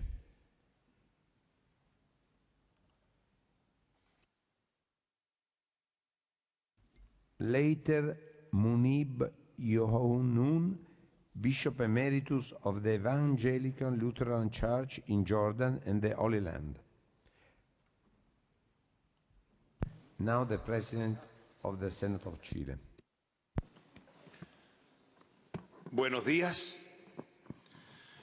Soy el senador Osandón de Chile, presidente del Senado de Chile. En esta conferencia sobre el diálogo interreligioso estamos debatiendo con generosidad y apertura sobre los caminos que nos unen y nos podrían llevar a un porvenir de cooperación y sentido humanista, y un sentido humanista compartido. Para ello resulta indispensable por partir por sincerar nuestras propias creencias, la propia fe y la propia ética.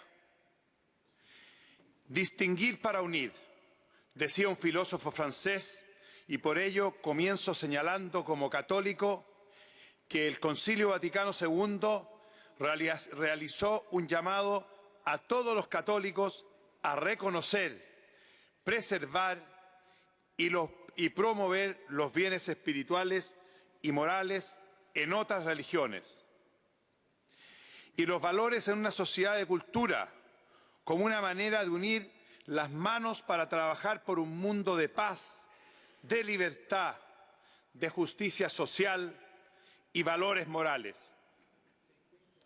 Con este grado de apertura, los católicos entendemos que el diálogo interreligioso es una tarea, a la vez espiritual y social, que implica entender lo que Dios pudiera estar transmitiendo a través de otras tradiciones religiosas.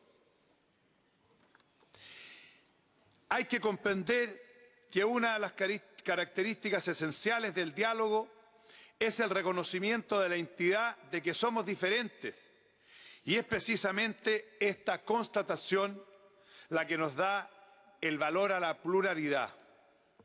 Ahora bien, ¿en qué dimensiones podemos coincidir e enriquecer el diálogo interreligioso? Como bien señala el doctor José Hernández y Serrat, las religiones se sienten con un gran encargo: la popularización del amor a través de la compasión, del servicio, la esperanza y la misericordia. Y en este esfuerzo deben establecer un diálogo fecundo para pasar de coexistir a convivir, de convivir a colaborar y de la colaboración a una amistad fraterna. En este contexto, las religiones están llamadas a participar activamente en la construcción de una sociedad, compartiendo grandes principios como la libertad, como la justicia social y el buen gobierno. Es ahí donde los políticos y los legisladores, los laicos, seglares, debemos actuar con responsabilidad y un espíritu de servicio al buen funcionamiento de una comunidad política, también con generosidad y ánimo interreligioso. Somos políticos con sentido de trascendencia, quienes estamos llamados a acoger la demanda del Papa Francisco en su encíclica Laudato Si, en el sentido de concebir una comunidad humana más fraterna y capaz de afrontar profundas interrelaciones de los mayores desafíos actuales, como las desigualdades crecientes, consumos insostenibles de los recursos del planeta y sus conflictos. Y en este contexto, todos los creyentes comprometidos en la acción política pueden contribuir a reafirmar y defender la dignidad inalienable de la persona humana. Y por último, como políticos creyentes que construimos el presente y el futuro de nuestras sociedades día a día, debemos comprender más y más que nadie el valor de la convivencia, tanto en términos sociales como religiosos.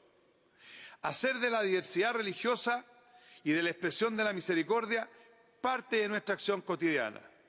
Esto constituye una forma relevante de mejorar la condición humana y aportar al futuro y la paz del planeta. Muchas gracias. Thank you very much, Mr. President. Now the video message of the Bishop Emeritus of the Evangelical Lutheran Church. Your Excellencies, ladies and gentlemen, I greet you from Jerusalem that needs your prayers for justice. I would have loved to be present in person, but the war prevented me. Our world today is in dire need of cooperation between parliamentarians and religious leaders in order to together work for the common values of justice, harmony, living together, and reconciliation in order to make our world more safer. In the midst of war and illegal occupation, I would like to speak on four principles that we should work together. One, the sanctity of every life.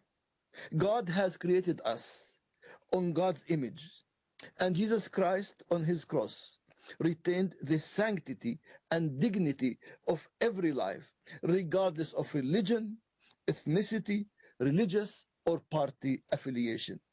As an Arab, Palestinian, Christian, evangelical, Lutheran bishop, and a Palestinian refugee, I affirm every human being bears God's image.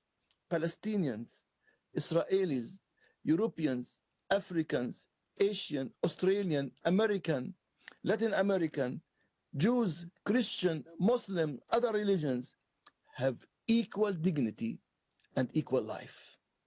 Secondly, justice and only justice must be our aim in our societies and in our broken world. Some like to speak on peace. I always emphatically, in an emphatical way, say we need peace based on justice in the whole world, including the Palestinian-Israeli conflict. Pope Leo XIV succinctly said, "Earth will rest, justice will prevail, the poor will rejoice, and peace will return once we no longer act as predators, but as pilgrims, no longer for ourselves, but walking only side by side." Thirdly, we have together to combat any kind of religious or political extremism. Religious extremism is a perversion of true religion. It is the antithesis of loving God and loving your neighbor as yourself. Extremism makes our world less safer. We only need robust moderation that respects human rights, gender justice, freedom of religion, freedom of expression, and equal citizenship that embraces diversity.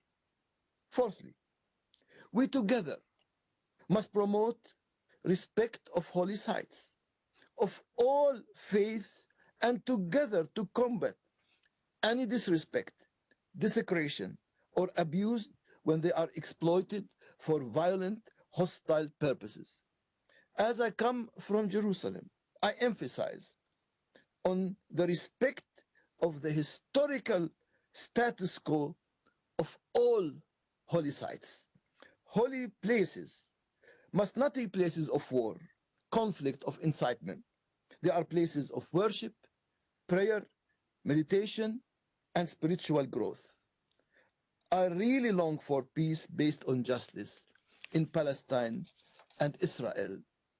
I would like to ask you that we can cooperate together to stop any war, either in Gaza or the West Bank, Iran, Lebanon, Israel, Syria. There is no just war. There is only just peace.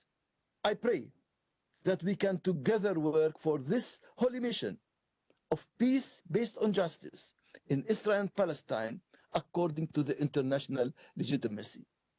May God give wisdom to the powerful. As Prophet Micah says, what does God demand of you but to do justice and to love kindness and to walk humbly with your God?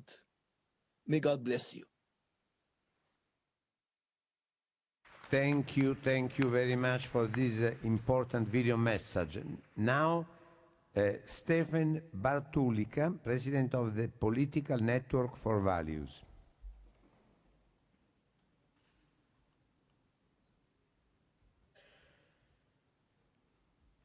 Where is?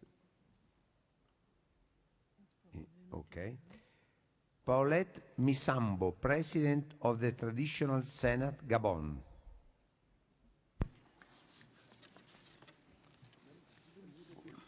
Perhaps is in another meeting.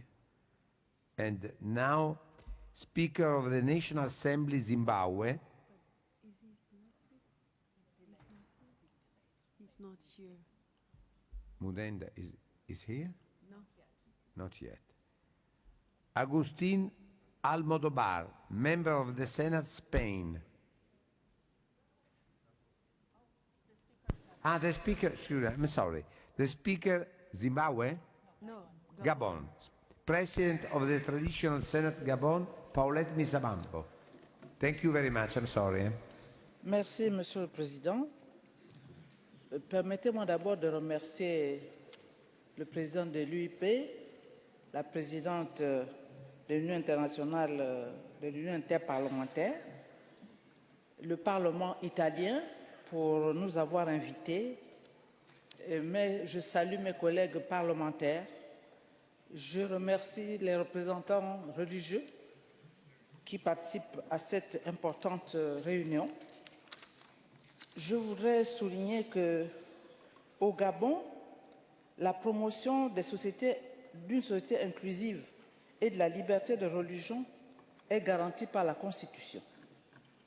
Et il en est de même de la protection des minorités, de la promotion de l'égalité homme-femme, ainsi que de la protection des langues nationales qui sont enfin introduites dans le système éducatif et dans les médias d'État depuis l'adoption de cette nouvelle Constitution.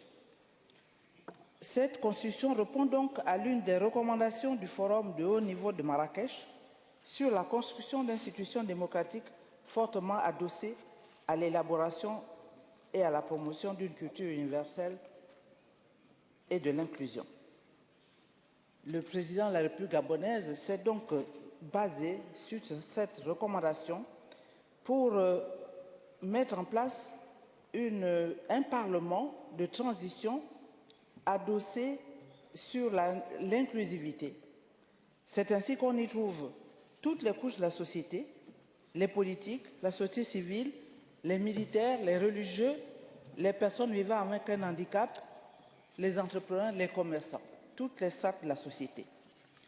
Et revenons à notre thème, renforcer la confiance et susciter l'espoir pour bâtir notre avenir commun, je voudrais souligner le fait que cette conférence soit chargée d'accorder une place prépondérante aux valeurs de religion et de conviction dans le processus de pacification et de refondation de l'humanité, de plus en plus victime de la violence matérielle et symbolique des apports de la modernité. Cela dit, l'homme, à travers sa conscience, adhère librement et reste fermement lié à ce qui lui semble convaincant, décisif et déterminant pour son devenir et son avenir. L'histoire et la culture qui caractérisent une société doivent être considérées comme des atouts indispensables à la construction d'un avenir plein d'espoir. Tout compte fait, ce qui est commun à tous, malgré la diversité des cultures, c'est la réalité de l'homme lui-même. C'est pourquoi il est important et urgent de se pencher sur son devenir. C'est sans doute la raison pour laquelle nous saluons ces assises qui nous donnent de voir l'urgence du dialogue parlementaire sur la religion et la conviction, vu comme un désir de renforcer la confiance mutuelle et susciter l'espoir pour bâtir notre avenir commun. Le souci de l'homme se pose donc ici avec acuité. C'est cet homme qui sait conjuguer des efforts avec autrui pour construire une appartenance, une communauté de frères. Il ne s'agit pas ici de revendiquer son appartenance à telle ou telle obédience religieuse, mais de prioriser son appartenance à la communauté humaine.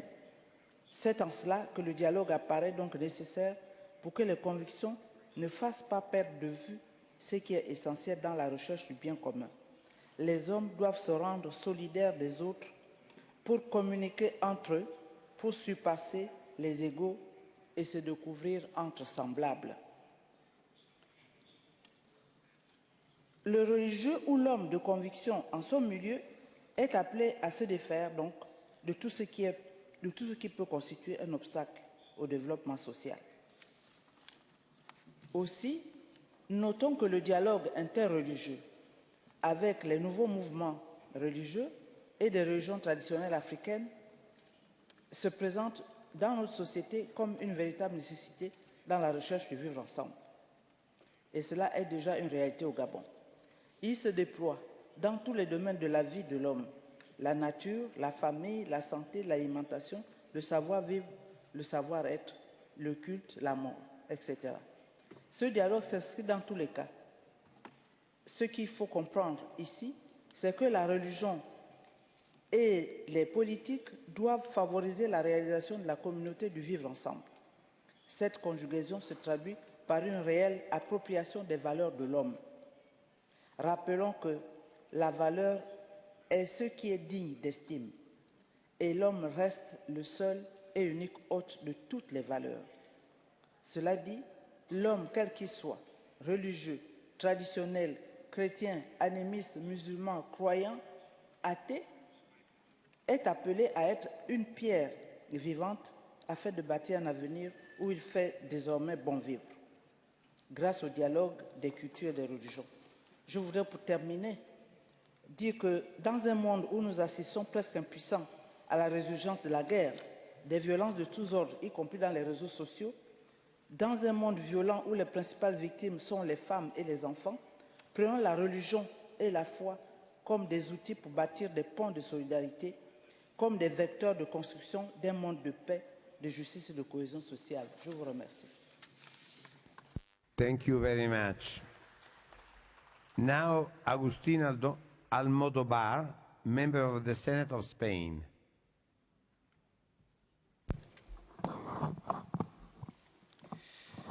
Muchas gracias, presidente, estimada presidenta Axon, señoras y señores, queridos colegas parlamentarios.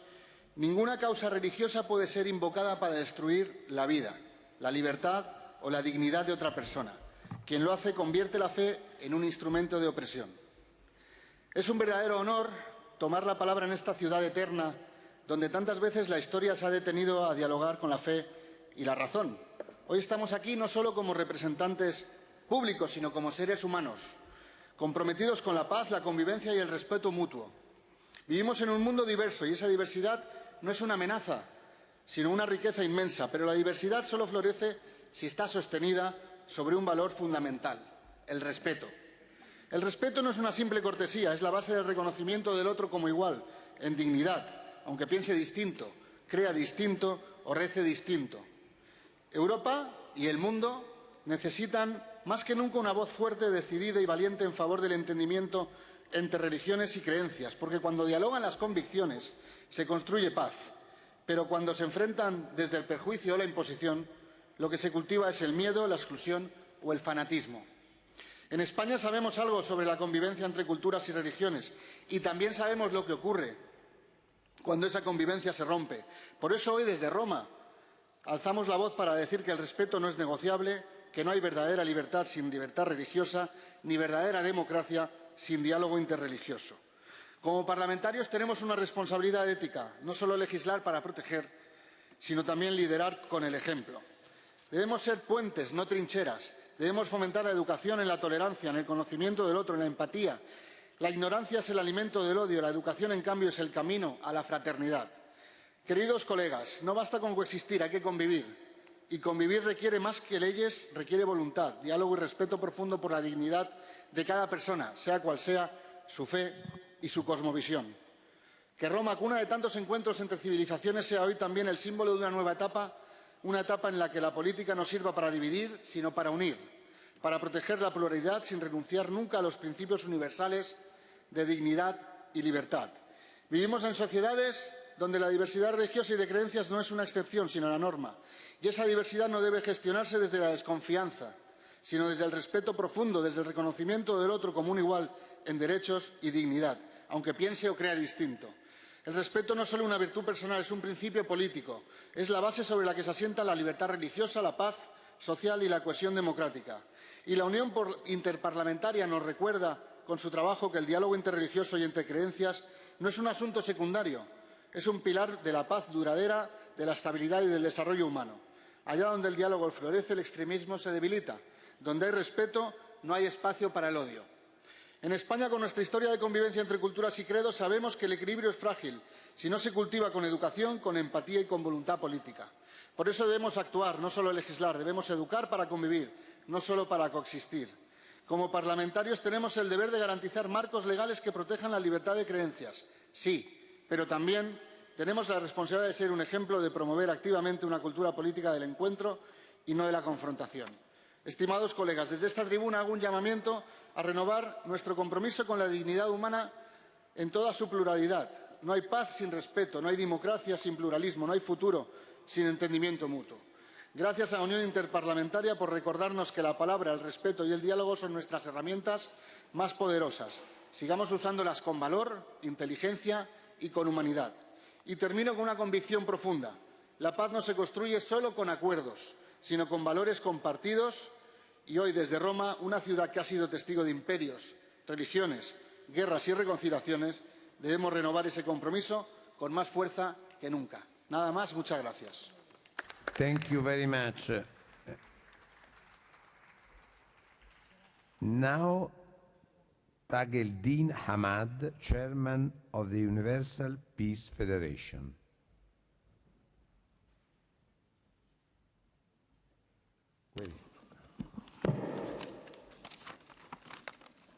Thank you, Mr. President, honorable parliamentarians, respected religious leaders. You represent pillars of human civilization, law and morality, governance and faith. Your presence here is not just symbolic, it is a statement of our shared responsibility to secure peace for humanity.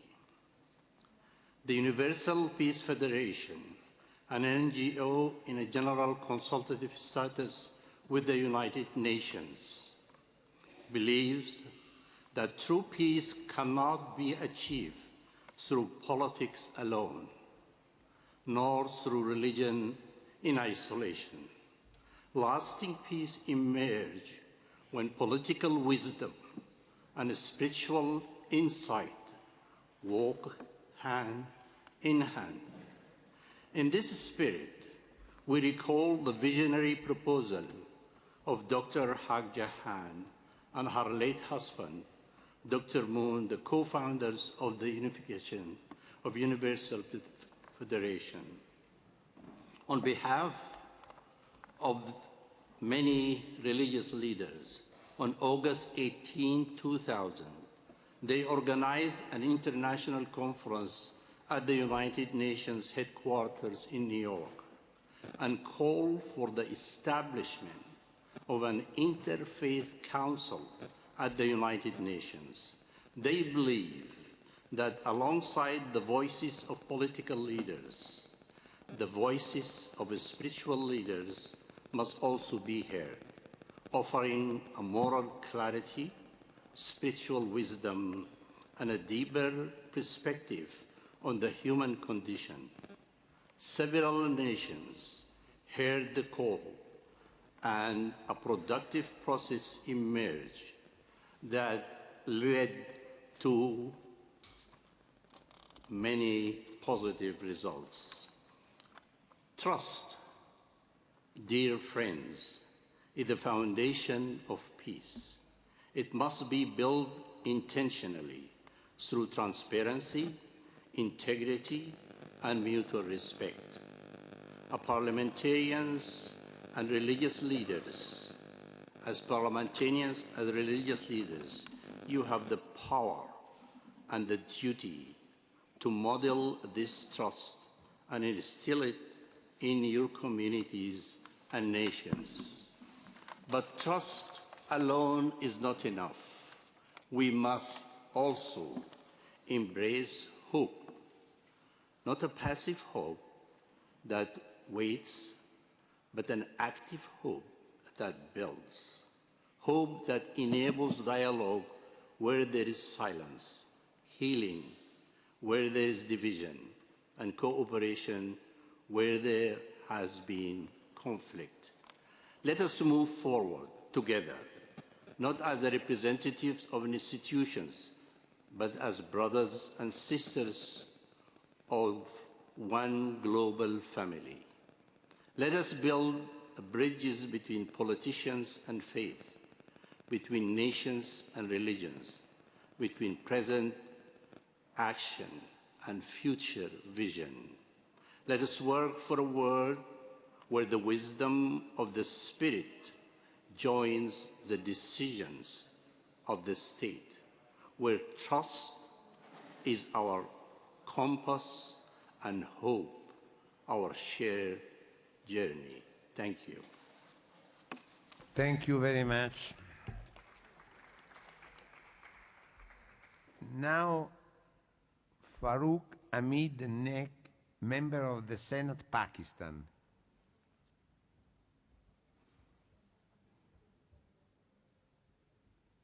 Thank you very much. Thank you. Bismillahir-Rahmanir-Rahim. Madam President, Excellencies, dear colleagues, this year's significance of our gathering is elevated by its alignment with the Vatican's Jubilee year, a time symbolizing renewal, forgiveness, and hope. I take this opportunity to respectfully acknowledge the appointment of His Holiness Pope Leo XIV. It is our sincere hope that he will carry forward moral standing and legacy of his predecessor, Pope Francis, who consistently raised his voice against faith-based violence, including the ongoing genocide of Palestinian people. May his leadership continue to inspire the world towards justice, compassion, and interfaith harmony. We gather not just to speak, but to listen, to bridge gaps, and to reaffirm our shared humanity. In today's complex global environment, marked by deepening divides and rising intolerance, interfaith dialogue remains a vital tool for building inclusive and stable societies. It is not symbolic exercise, but a necessary response to the misuse of religion to justify violence, discrimination, and exclusion. Israel, again, a case in point. Pakistan stands firmly for the principles of peace, coexistence, and religious freedom. Our Constitution guarantees all citizens' right to practice their faith freely, and we continue to strengthen institutional frameworks that promote harmony among communities. Our Constitution provides for reserved seats for minorities to ensure their representation in the federal and the provincial legislative assemblies.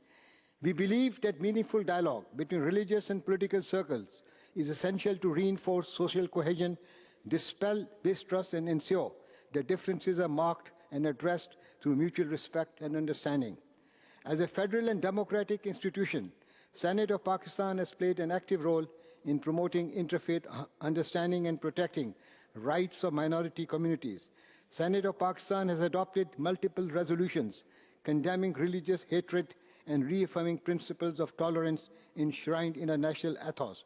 Parliamentary committees of Pakistan regularly engage with representatives from different religious communities to inform legislation and policies. Laws have been strengthened to protect places of worship, prevent hate speech, and ensure equal representation in democratic process. These measures are part of Pakistan's broader commitment to upholding religious freedom and adopting a culture of mutual respect within our diverse population. We are all witness to the troubling rise of religious intolerance, hate speech, and misuse of digital platforms to promote division. In many parts of the world, minority groups are facing persecution, often in silence. This calls for a unified response. Parliaments must work not only within national boundaries, but engage regionally and globally, sharing legislative best practices, connecting with civil society, and collaborating with faith leaders to combat narratives of hate. Strengthening legal and moral foundations of pluralism is no longer optional, it is urgent. Theme of the conference, Strengthening Trust and Embracing Hope, offers a timely reminder of our collective responsibility. Unless we take responsibility, we cannot build trust. We support proposals that encourage stronger parliamentary engagement with faith-based organizations, particularly in promoting education, youth inclusion, and responsible leadership. We also believe that global platforms such as the IPU can play a vital role in the developing shared frameworks on religious freedom, social cohesion, and peaceful coexistence. We urge establishment of continuous dialogue mechanism backed by data legislation and interfaith collaboration to address roots of intolerance. Let us reaffirm that peace is not built through silence and indifference, but through principled engagement and shared resolve. Pakistan stands ready to contribute to these efforts. We believe that interfaith dialogue anchored in mutual respect and human dignity is key to securing a more inclusive and peaceful global future. We thank the host once again and express our solidarity with all those working for harmony and justice across faiths and nations. May peace be upon you all. Thank you. Thank you very much. Now has arrived Mudenda, Speaker of the National Assembly, Zimbabwe. I give the floor. He's there. You're not speaking? Is he or not? He's there. You don't want to? Ask him if he wants to speak. Maybe not. Ask him. Do you want to speak? Sorry, Chair. I was advised that I would speak in the afternoon, but I'm ready. Okay. I'm ready. Okay, in the afternoon. Can I proceed? Yes. Okay, yes.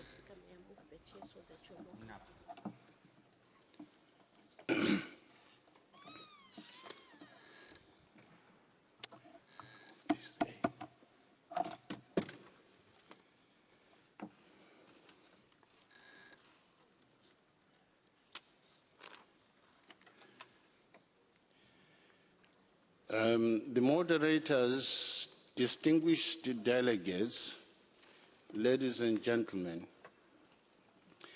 strengthening trust and embracing hope for our common future is a hallowed responsibility for parliamentarians in dialogue with religion and belief.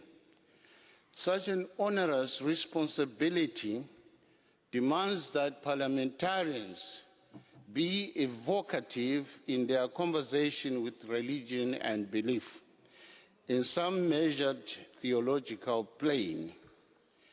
That calls for ethical and thought leadership, which espouses empathy and openness of the mind in order to enable to dialogue constructively and positively with religion and belief in the spirit of inclusive interfaith dialogue environment. But what kind of dialogue with religion and belief should parliamentarians pursue? It must be a dynamic engagement to fully appreciate the intricacies of the various religious beliefs and persuasions.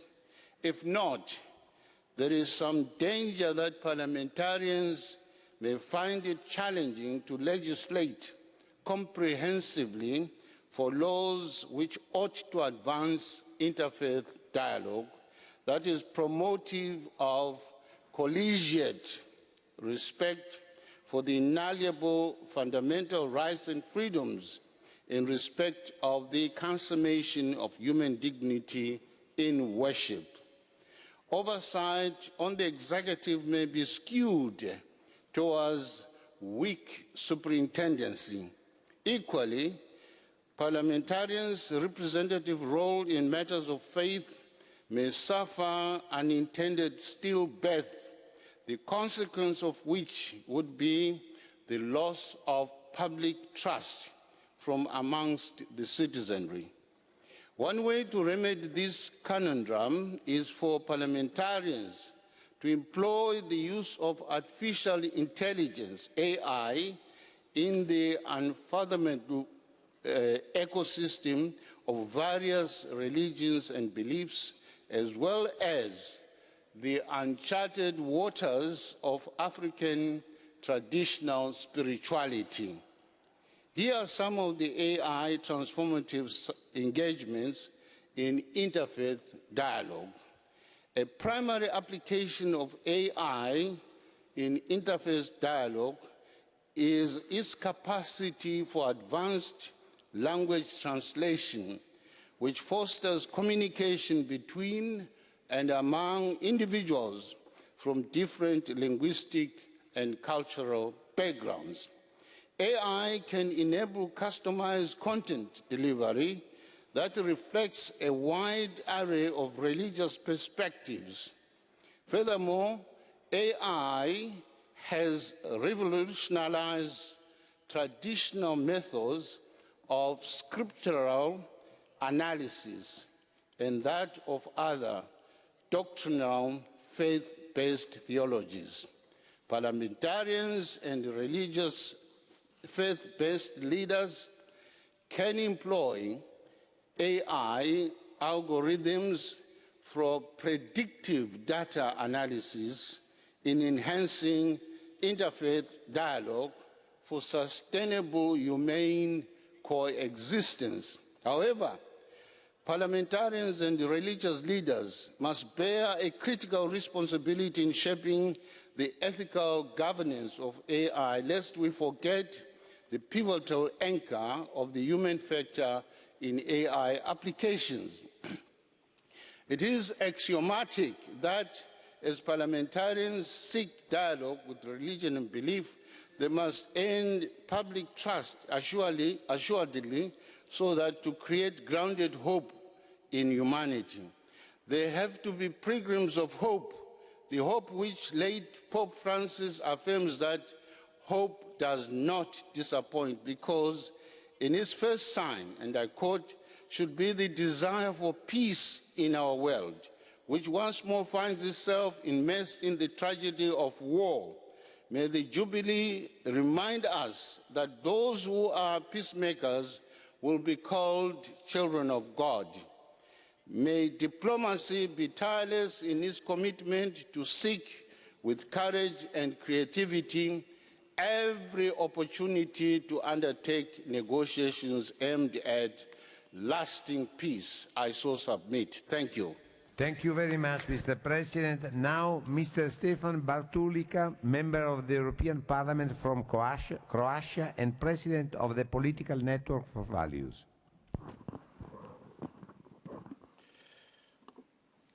Thank you, Chair. It's an honor for me to be at this event, and I want to thank IPU and all the people who made a great effort in organizing this gathering in Rome. Yes, I speak on behalf of the Political Network for Values. It's an honor for me to serve as the president of this organization. We promote fundamental values such as human dignity, the natural family, the right to life, and also free speech. Recently, there was a new law passed allowing abortion up until birth in Great Britain. This is very disturbing and unfortunately is a sign that many countries are embracing the culture of death. At the same time, in Britain, you can be arrested if you're praying in front of a health facility. So we have many problems in Europe. As a member of the European Parliament, I'm fighting for the fundamental freedom to speak. In the Commission, there is a fight now with these basic rights involving a law called the DSA, Digital Service Act, which allows regulators to control and even censor free speech online. I find this a major problem. We all have to, we don't have to agree on every issue, but we must agree that the right to free speech is essential for a free and prosperous society. Ladies and gentlemen, we will have an audience tomorrow with Pope Leo XIV. He is a true religious leader now, I think a man for the moment, who's speaking with great clarity to the world on these fundamental issues. And I call on the other religions, all world religions who are represented at this gathering, to embrace his appeal to unite and to speak with one voice when it comes to questions such as human dignity and also the right to life. We have many wars now that we're observing throughout the world. Unfortunately, also children and other innocent people are being killed, and we must condemn this with unanimity. This cannot become routine. So, ladies and gentlemen, again, it's an honor for me to speak here as a member of the European Parliament. I look forward to a fruitful discussion, and I wish IPU much success in your future endeavors. Thank you very much. Thank you very much for you. Now we start to ask them to give the floor to other speakers registered in the general debate. Fasi Mustafa is a member of the National Assembly of Azerbaijan. Now, my darling, 3 minutes, please. 3 minutes.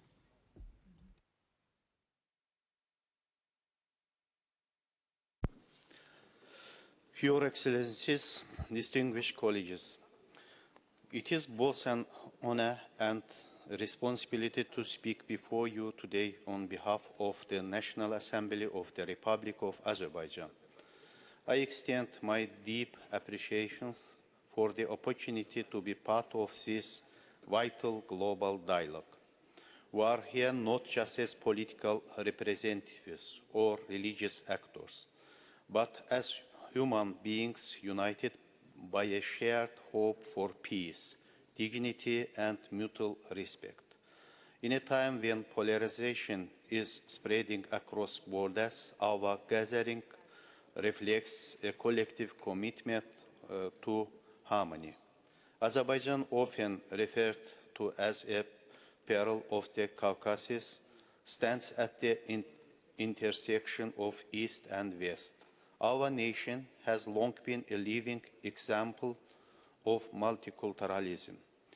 For centuries, people of different faiths, Muslims, Christians, Jews, and others have coexisted peacefully on our land. This tradition of tolerance is not accidental. It is deeply rooted in our secular constitution and the legal regulation of religion-state relations. The idea that everyone is different, everyone is equal, is more than a slogan. It is a principle Azerbaijan lives by. Our country treats multiculturalism as a state policy and dialogue as a daily practice. Religious tolerance is not left to chance. It is supported by legal frameworks and dedicated institutions. It is time we moved beyond outdated frameworks like Islam versus Christianity or East versus West. We need a new model, one based on universal ethics and supra-religious cooperation. Religion, after all, belongs to God. What we build from it, our culture, our laws, our behavior belongs to us. Importantly, we must stop confusing religion with morality. Religion can serve as a foundation for ethical life, but it must adapt to changing social realities. The breakdown of peaceful coexistence often begins when we treat moral norms as rigid, unchangeable dogmas. That's why platforms for intercultural dialogue are more important than ever. Azerbaijan has prioritized this since 2008 through initiatives like the Baku process, the World Forum of Intercultural Dialogue at the Baku International Humanitarian Forum. Our centers for multiculturalism and interfaith cooperation have made Baku a recognized hub for such global conversations. I believe strongly in the power of interparliamentary cooperation. By sharing a legislative experience, we can build more inclusive, resilient societies together. To live in peace, we do not need to agree on everything, but we must be willing to listen to one another and to respect each other's values. Thank you for your attention. Thank you very much. Now, Kushavant Singh, Ed... Video? I'm sorry. Sharon Rosen, video before. Later Singh. Now the video. I speak to you from my home in Jerusalem, this beautiful and troubled city that so dear to billions of people. I had planned to be with you all in person, but while the skies in my region are now open to warfare, they're not open to civilians who want to advance international dialogue and strengthen trust in our common future. I wonder whether we would be in this situation now if we had truly invested over the years in a powerful and sustained effort to elevate diplomacy over military might in finding solutions to the conflict in the Middle East. When it comes to strengthening trust in the Middle East, it's clear that religious actors must play a central role. We know that for most people here, religion is an integral part of their identity. It's true religious actors can be, are, and have been part of the problem, but most would like to live in peace. We need to amplify their voices. When I began working in Search for Common Ground's Jerusalem office 20 years ago with its team of Palestinians and Israelis, I directed a Holy Sites initiative to reduce tensions around Jerusalem's highly contentious sacred spaces. We worked with religious leaders across the region, with the tacit support of their country's political leaders, on a declaration that respects the attachments of each religion to its holy sites and to set up a multi-stakeholder collaborative mechanism to protect them. While that task, which is still so sorely needed, ended in failure because of spoilers, it led the way to the creation of the Universal Code of Conduct on Holy Sites that offers a collaborative, multi-sectoral approach to protecting sacred spaces. This Universal Code has been successfully implemented here on Mount Zion in Jerusalem, among other places. The trust and collaboration developed among religious leaders, central and local government, the police, media, and volunteers substantially reduced tensions for several years. Sadly, though, they are rising again as resources are cut to NGOs to fund greater defense spending and more weapons. Extremist voices take over, and religious freedom inevitably suffers. So here are 3 recommendations to parliamentarians gathered here today to improve cooperation and address shared concerns. It's really important to learn about all the religions and beliefs in your countries. Religious literacy is an essential tool for parliamentarians to understand how to collaborate with diverse religious actors and reduce tensions. Secondly, attacks on holy places and their adherents are worldwide. Get involved and support multi-stakeholder approaches, like the Universal Code, to help minimize them.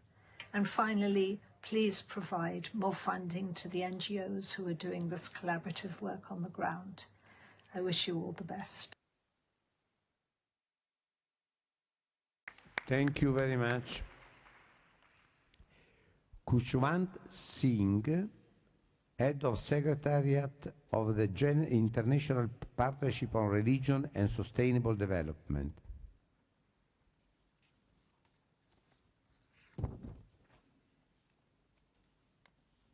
I don't know if he is here. Member of the Senate of Cameroon, Nagan Gube Aminatu, is here. No. Gennaro Migliore. Now, I can... Mr. Migliore. Mr. Migliore, Director of the Advisory Board of the International Committee on Countering Extremist and Hate Speech, and in the past, President of Parliament of Mediterranean. No, now Migliore, and later, now Migliore, speak. Speak, Migliore, please.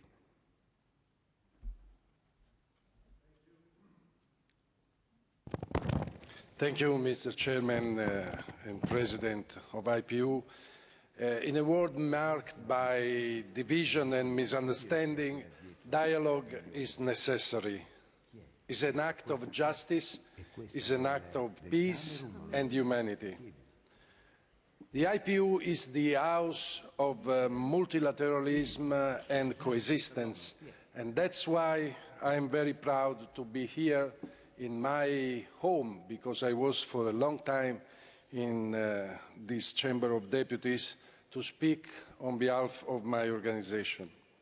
Pope Francis says that interreligious dialogue is a necessary condition for peace and in the world, to become bridges of fraternity and not walls of enmity. But also hundreds of Muslim scholars signed a Makkah Declaration, where is, and I quote, "Religious and cultural diversity must never be a justification for conflict. Humanity needs dialogue and cooperation to confront common challenges." As well as in the Jewish tradition, the very respected Rabbi Jonathan Sachs said, "Differences are not to be hated, but honored. It is the respect of the differences that draw to the peace. 3 faith, 1 conviction. That peace is built on the mutual recognition. The faith must never be excuse for exclusion or war. That word matter, that not as a weapon, but as a bridge." In a letter sent to Corriere della Sera a few days before he passed away, Pope Francis said, "We must disarm words in order to disarm minds, and disarm the heart. There is a great need for reflection, calm, and sense of complexity. This vision inspired my organization, the International Committee Countering Extremist and Hate Speech, that we believe that hatred begins with words, and that words before they become violence must be disarmed. Hate speech is the serpent eggs, fragile, even invisible, yet containing the seed of a catastrophe. To tolerate this is to permit the unthinkable. We have seen horror of the October the 7th. We have seen the actual catastrophe in Gaza. All innocent blood cries out for justice, and dialogue must begin with the courage to recognize every human being as sacred. But we need to remember wars that wars try to forget. In Sudan, in Myanmar, in Congo, in Somalia, we have several conflicts and several innocent victims. Hatred has many fears and one root, the denial of others' humanity. Us versus them. This is the beginning of the hate and violence. Our words are different. Truth, compassion, responsibility, tolerance. Dialogue that we dream after the Second World War, when was founded the United Nations, or recently after the Abraham Accord, that were not only a declaration but a concrete act, can be the driver, and we are in the place where it's possible to talk each other to reach the peace. We must be not only the echoes of the world's pain, we can be the voice of all the people of goodwill. Thank you. Thank you very much, Mr. Migliore.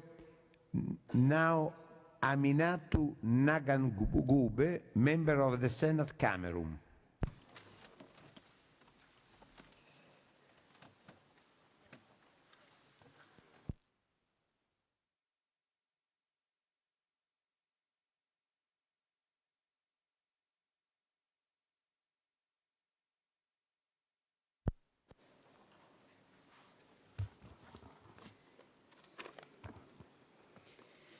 Merci.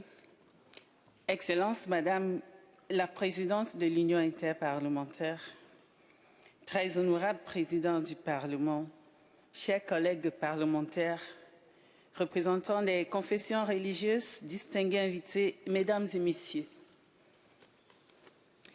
C'est pour moi un grand honneur de prendre la parole au nom du Cameroun à l'occasion de cette importante conférence qui fait suite aux riches enseignements de communiqué et de Marrakech. Nous nous retrouvons ici à Rome, dans cette cité plurimillénaire de spiritualité, pour réfléchir ensemble à un enjeu fondamental: comment renforcer la confiance et susciter l'espoir pour bâtir un avenir commun. Le Cameroun, mosaïque d'identité et creuset de paix. Notre pays, souvent qualifié d'Afrique en miniature, abrite plus de 250 groupes ethniques de langue officielle, le français et l'anglais, et une multiplicité de confessions religieuses. Cette diversité est un héritage historique, culturel et spirituel que le Cameroun a su transformer en un levier d'intégration nationale. Sur le plan religieux, le Cameroun connaît une cohabitation harmonieuse entre plusieurs obédiences. Les chrétiens catholiques, protestants, évangéliques, pentecôtistes représentent environ 70% de la population, avec plus de 2000 églises recensées.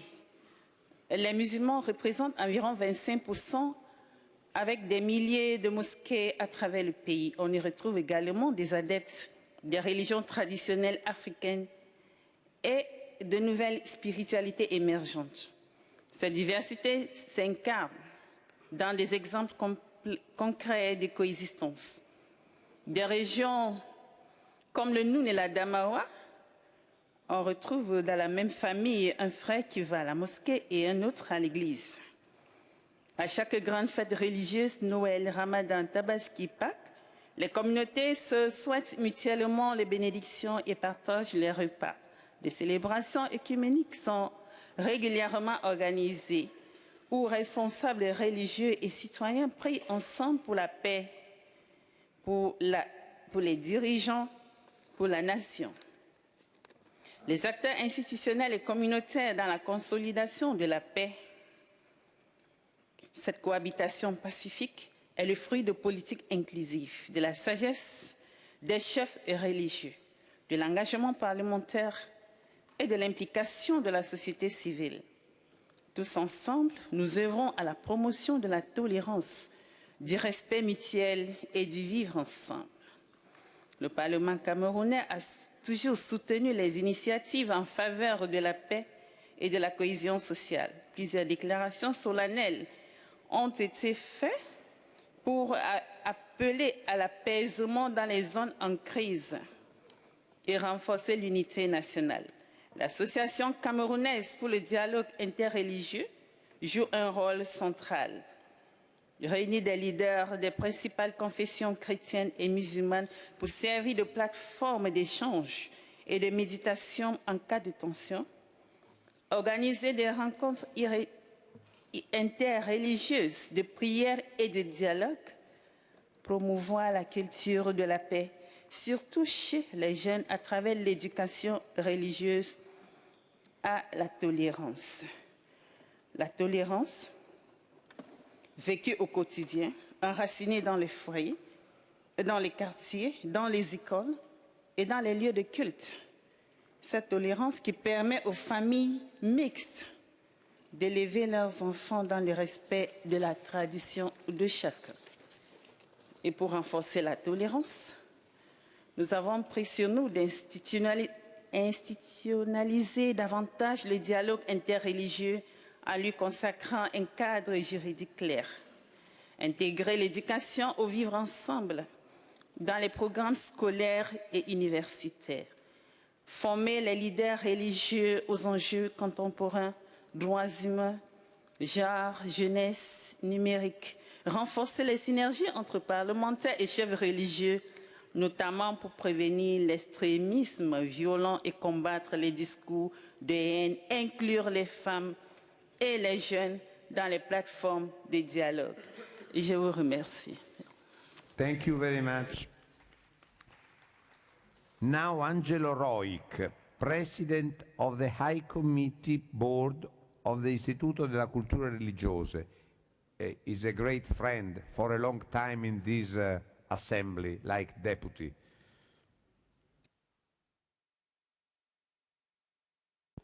Signor Presidente, io parlo a nome dell'Associazione Istituto Siamo tutti fratelli perché figli di un Dio unico, da cui è nato il senso della fratellanza sino al giorno dichiarato dall'ONU della giornata appunto della fratellanza.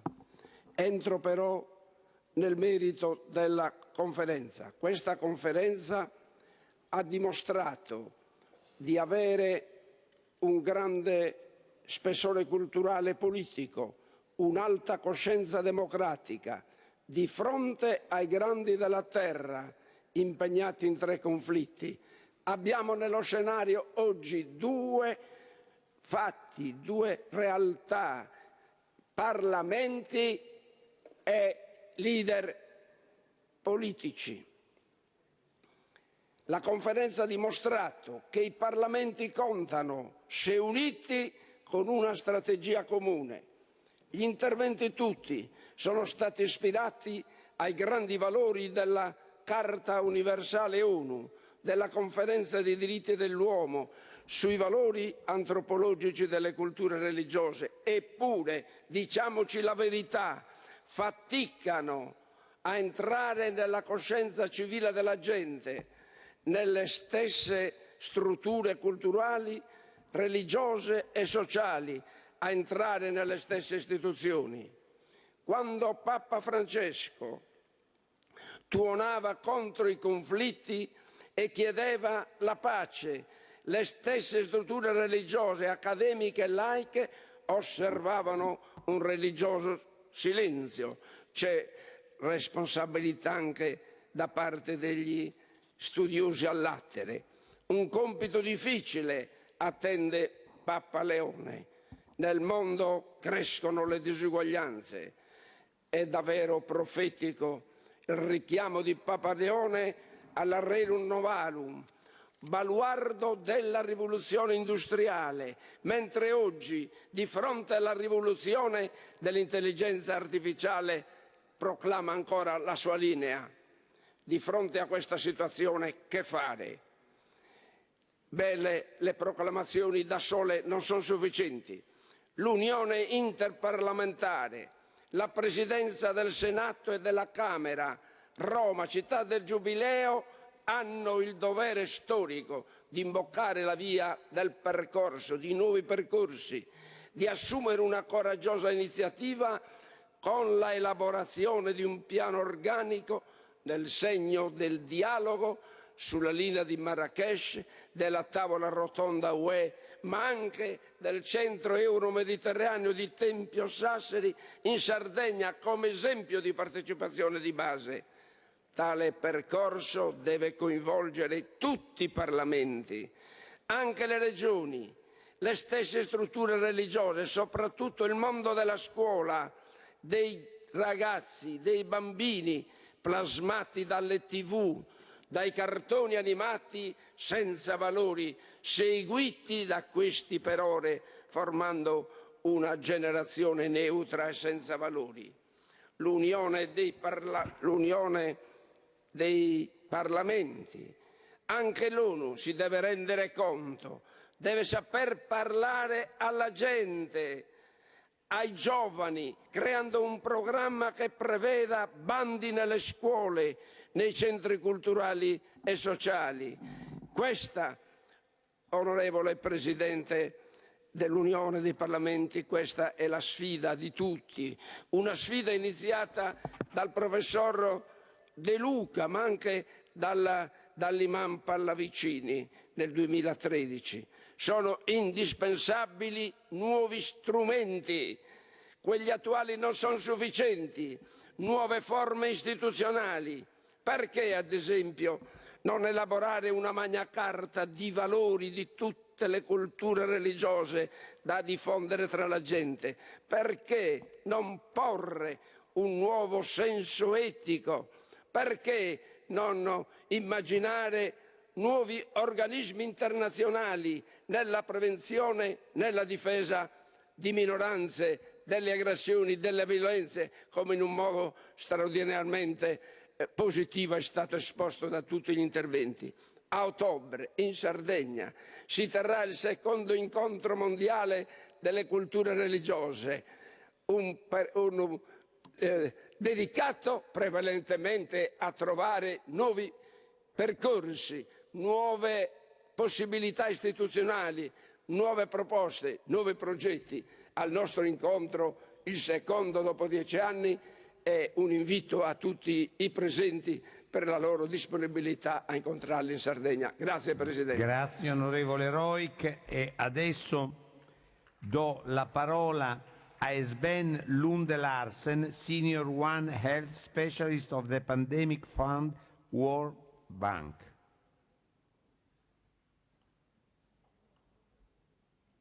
Is present? No. Is present or not? No. Allora, Estonia, Alle Monica Elme, member. C'è? There is? Yeah. Yes, Yeah. fantastic. Yes. Distinguished guests, Madam President, religious leaders, dear colleagues, honorable hosts, ladies and gentlemen. First of all, as a Christian, And as a member of parliament, I want to say that I'm very grateful to God for having brought us all together here, to give us the opportunity to declare, each in their own faith, the universal truth we as human beings have the duty to stand for, so that we could build hope for a better tomorrow for us all. May the divine will bring us to an understanding one of another and give prosperity to all nations and people. We are living very difficult and very challenging time.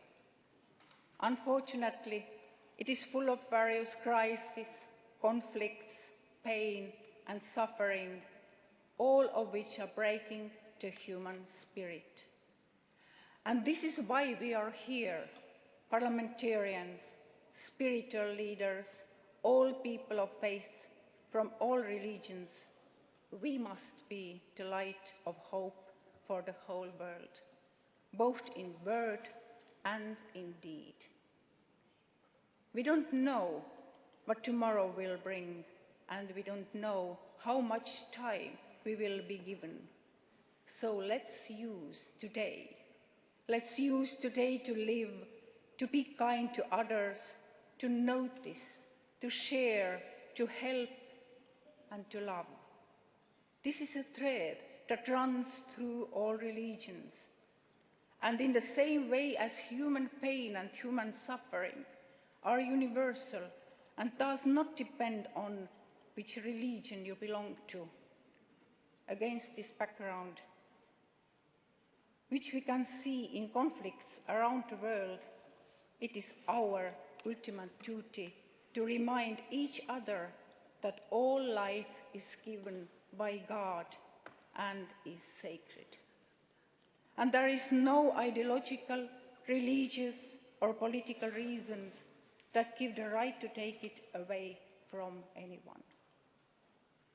Therefore, the supreme imperative of all our actions, no matter which religion we represent, is to take from it all the good that creates a better world for all of us and better future for our children.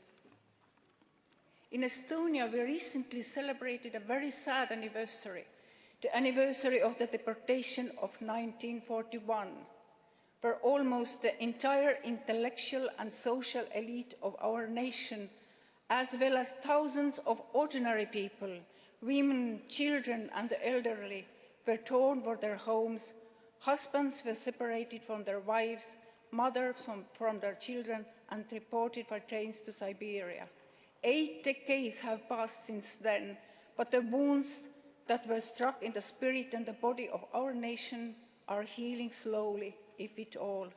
And that is why we as people can feel and understand what is felt by those who are in a similar situation, especially in today's conflicts. Let us then be good tools in the hands of our God, and let us do his good work in his almighty will. Thank you for attention. Grazie per l'attenzione. God bless you. Grazie, grazie. Thank you very much. Now we have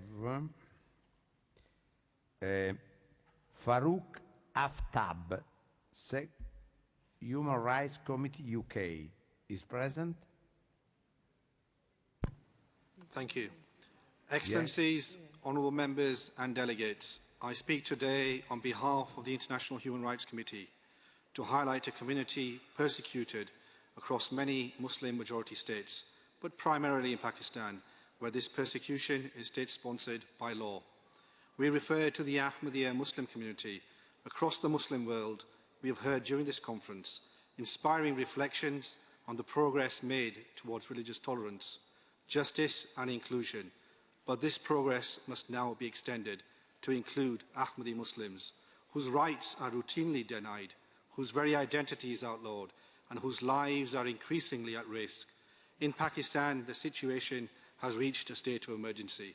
5 Ahmadis murdered this year alone, 9 mosques desecrated or sealed with police presence, Over 100 graves destroyed, 60 by state forces, 148 arrested, and 140 criminal cases filed, simply for calling themselves Muslims.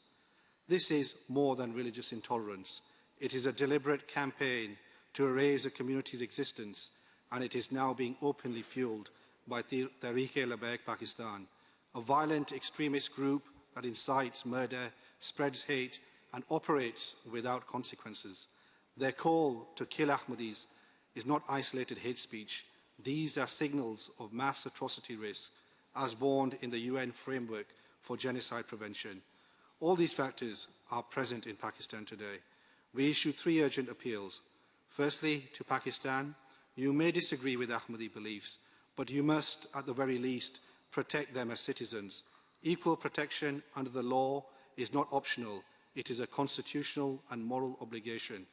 To Muslim-majority nations and religious scholars, the Ummah must not remain silent. Put aside your issues and unite. Let us stand together as Ummat-e-Wahida to say no Muslim should be persecuted for their faith. Let us follow the example of our beloved Prophet, the Hazrat Muhammad Mustafa Sallallahu Alaihi Wasallam, who was known as Rahmatul Lil Alameen, a mercy for mankind, and follow the clear injunctions in the Holy Quran, such as La Ikraha fi Din, there is no compulsory religion, and Kuntum Khaira Ummatin, you are the best people raised for the good of mankind.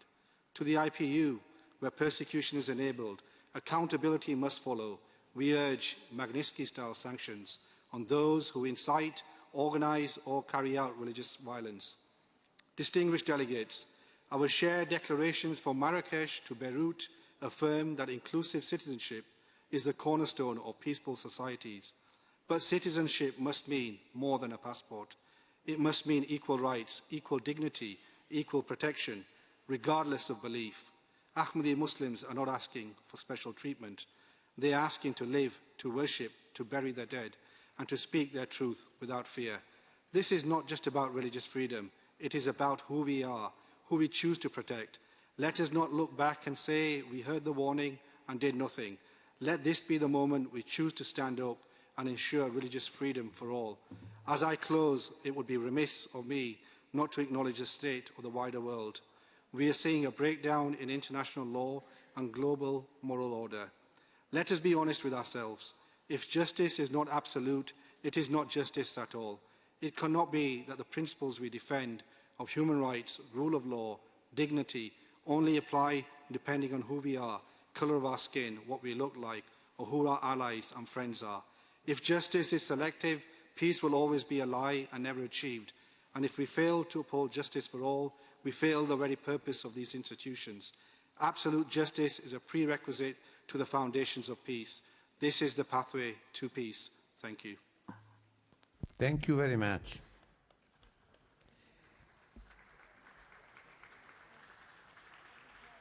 Now, Ahmed Touzi, member of the House of Representatives, Morocco. And later, Tiago Felipe. شكرا السيد رئيس كاسيني، السيدة الرئيسة توليا أكسون. يطيب لي بصفتي رئيسا للوفد المغربي البرلماني المغربي أن أتوجه إليكم اليوم في هذا المحفل الدولي الرفيع الذي تحتضنه العاصمة الإيطالية روما بمناسبة انعقاد المؤتمر البرلماني الثاني تحت عنوان حوار البرلمانيين مع الدين والمعتقد، تعزيز الثقة وإذكاء الأمل لبناء مستقبلنا المشترك. إننا نلتقي في ظل ظرفية عالمية بالغة الدقة، حيث تتطلع المجتمعات الدولية إلى رؤى عملية ومقاربات بناءة قادرة على تخفيف حدة الاستقطاب وفتح آفاق أرحب للتعاون الإنساني المشترك. كما يأتي هذا المؤتمر يشكل منصة حيوية لتعزيز الحوار بين الثقافات والأديان، سعيا نحو غد أكثر استقرارا وإشراقا. وليس من باب الصدفة أن يلتئم هذا الجمع الكريم بعد سنتين فقط من مؤتمر مراكش التاريخي في يونيو سنة 2023 الذي نظمه البرلمان المغربي بشراكة مع الاتحاد البرلمان الدولي وعدد من المؤسسات الدولية. فقد شكلت النسخة الأولى من هذا المؤتمر لبنة أساسية في مسار برلماني عالمي نحو ترسيخ ثقافة الحوار، حيث جمع فئات البرلمانيين من مختلف القارات إلى جانب زعماء دينيين وخبراء منظمات دولية وأكاديميين حول هدف واحد جعل من الحوار والتفاهم والتعاون مرتكزا لمستقبل أفضل للإنسانية جمعاء. لقد انعقد المؤتمر البرلماني الأول تحت الرعاية السامية جلالة الملك محمد السادس نصره الله، حيث أكد جلالته في رسالته الملكية السامية الحوار بين الأديان ضرورة حتمية لبناء مستقبل مشترك، وشدد جلالته على أن الإنسانية لا تواجه نزاع الأديان والحضارات بقدر ما تواجه نزاع الجهل، داعيا إلى تحويل الأقوال إلى الأفعال وإلى ضرورة الوعي الجماعي بأهمية التعايش السلمي وخطورة التعصب والانطواء. وقد توج المؤتمر مراكش بصدور إعلان مراكش الذي أكد على الحوار بين الأديان القائم على دعم الحريات والحقوق الأساسية هو أداة لا غنى عنها لتعزيز الإدماج والتعايش السلمي وتكريس دولة القانون ودعم الجهود الجماعية لبناء مجتمعات أفضل. ونحن اليوم في روما نواصل هذا المسار ونعمل على تعميق التعاون وتبادل التجارب والخروج بمقاربات جديدة تواكب متغيرات العصر وتستجيب لتطلعات الشعوب. إن السياق العالمي اليوم يتسم بتحديات معقدة ومتشابكة، تصاعد النزاعات، أزمات سياسية واقتصادية، انتشار خطابات الكراهية، استفحال التمييز والتعصب، إضافة إلى تحديات الهجرة والمناخ وتدهور الثقة في المؤسسات. هذه التحديات مجتمعة تهدد الاستقرار والسلم العالمي، خاصة توظيف بعض الفاعلين المؤثرين لخطابات التفرقة ونشر التضليل والتشكيك. وأمام هذه التحديات ندرك أن تعزيز الثقة وإشاعة الأمل بين مختلف مكونات المجتمع ليس خيارا بل ضرورة إنسانية، وأن الدين يظل بالنسبة للبشرية محورا أساسيا لهوية القيم وله تأثير جوهري على خيارة الأفراد والجماعات. لذا فإن الحوار البرلماني الديني يتجاوز مجرد اللقاءات والنقاشات ليصبح رافعة حقيقية لتعزيز دولة الحق والقانون وحماية الحقوق والحريات، وفي مقدمتها حرية الدين والمعتقد والكرامة الإنسانية. شكرا لكم. Thank you very much.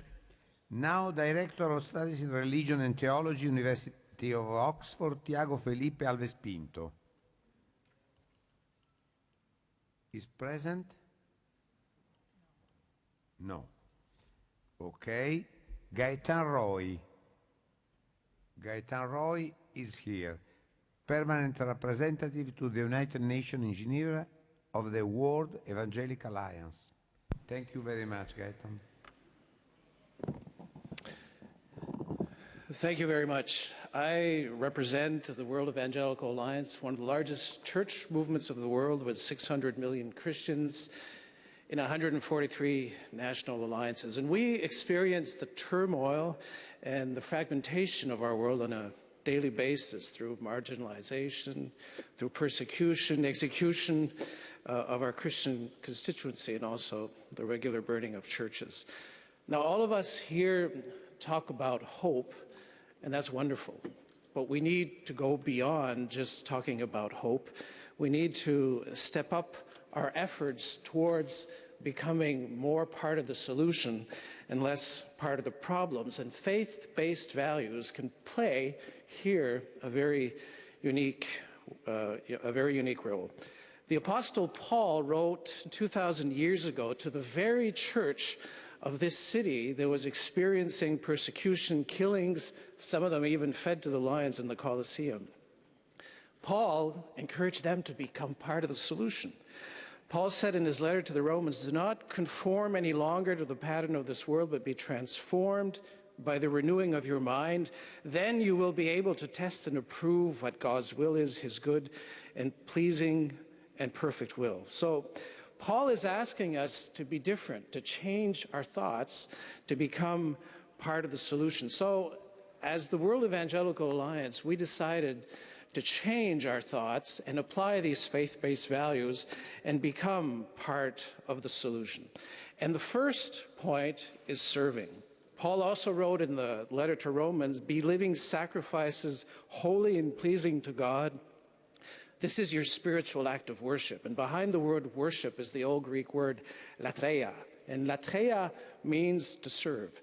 So one of the things I do the most when I meet people, religious leaders, governments, is to ask the question, how can I serve you? Now, it's not the question that makes the difference, but it's the attitude that is behind it that has different unique expressions. And one of the expressions is, we don't complain, we don't bring demands, but instead, we try to bring solutions to the table. The second thing is, the third thing is we don't denigrate governments or religious leaders or countries. Instead, we strive to build relationships with them that foster trust and then builds a basis that we can talk about solutions. So recently, I just came back from a country where Christians are killed almost daily, where churches are regularly burned. And I met the Minister of Religious Affairs. And I brought him a solution to create new types of peace committees that when there's an insurrection in the country, the peace committees go before. They're trained on peacemaking, they're trained on deconfliction, and they go before to try to solve the problem before people are killed and before the churches are burnt. I didn't complain to the minister. Had I complained, I probably wouldn't even have had access to the minister. The minister agreed. There's a public statement, and now we're going into implementation. So to close, I wish to invite you all to become ambassadors who actively serve humanity and mirror these values of God. We need people who bring more change. We need to make a difference. And I'll close with a quote from Paulo Coelho, who said, "The world is changed by your example, not by your opinion." Thank you very much. Thank you very much. Now, Boban Karapojewski, I'm sorry for the pronunciation, member of the Assembly of the Republic of North Macedonia. Thank you.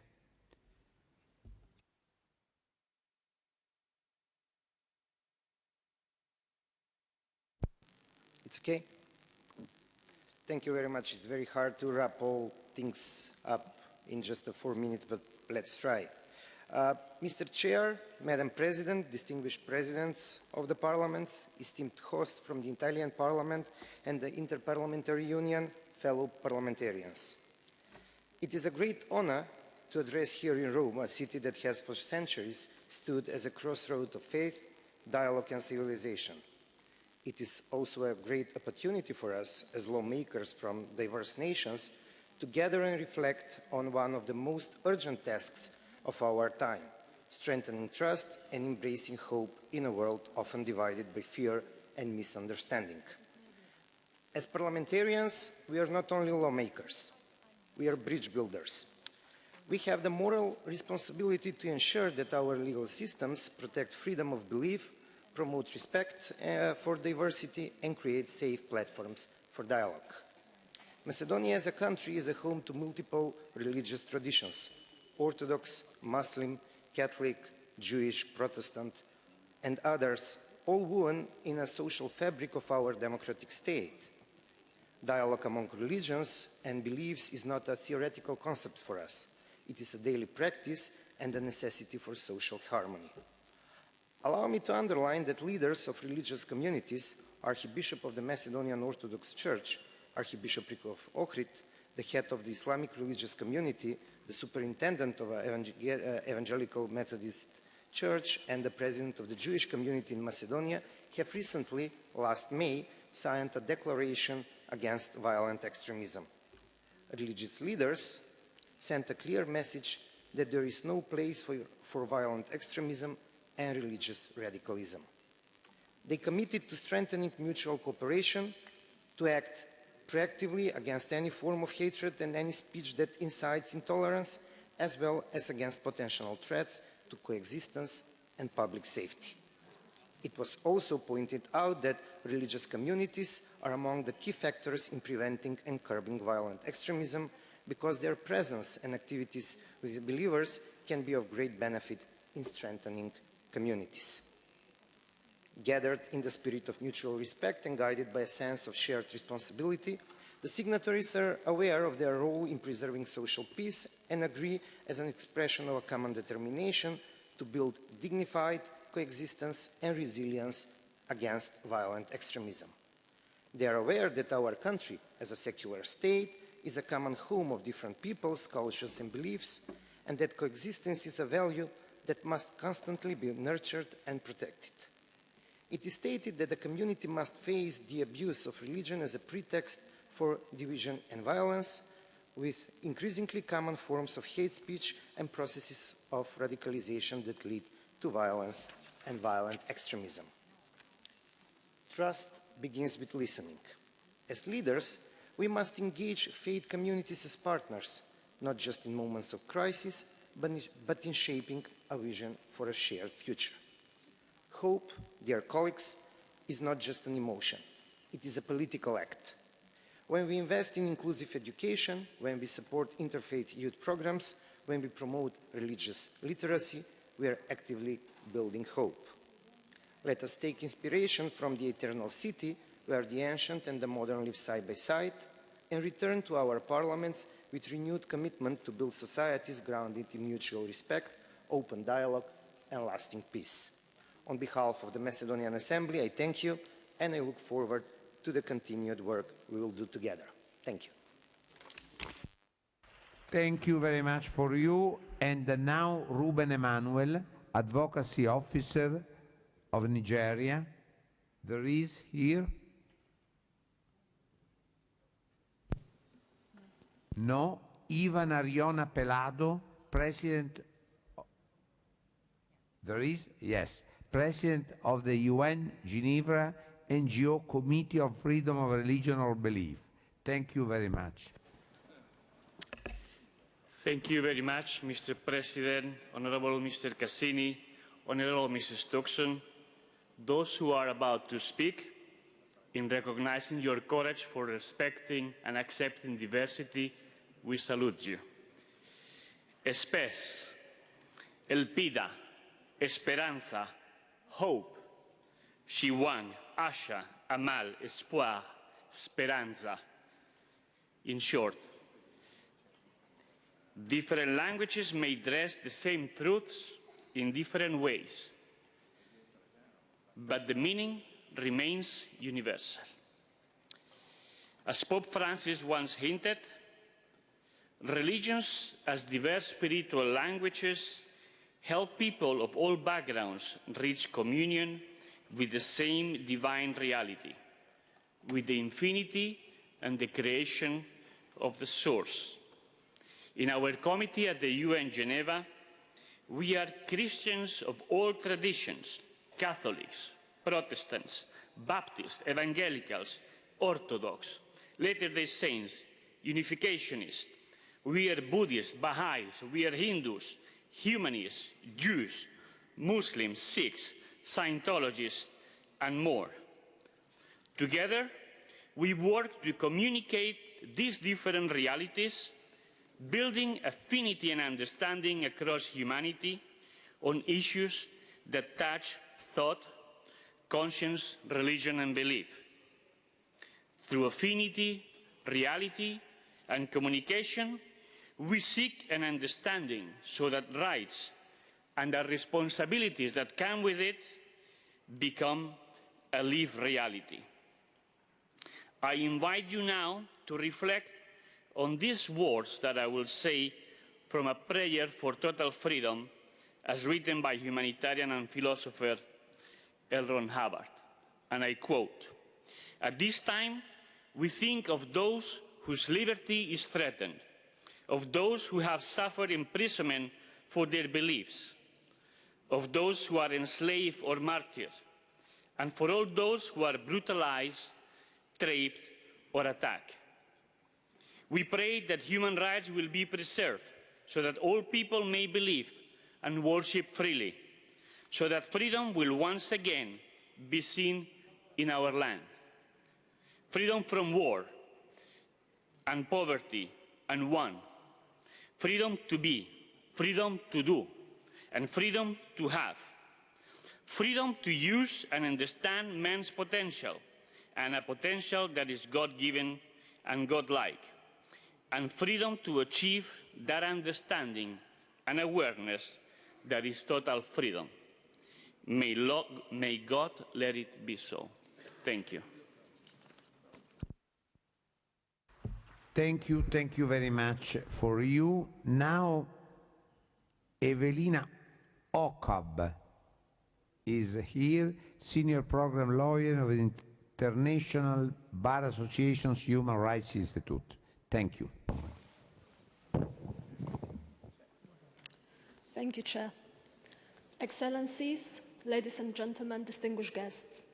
The International Bar Association's Human Rights Institute, DIBARI, is highly concerned about the deteriorating situation of women and girls in Afghanistan, a situation that meets the legal definition of religious persecution and gender persecution, but also shows concerning parallels with apartheid and must be called for what it is, gender apartheid.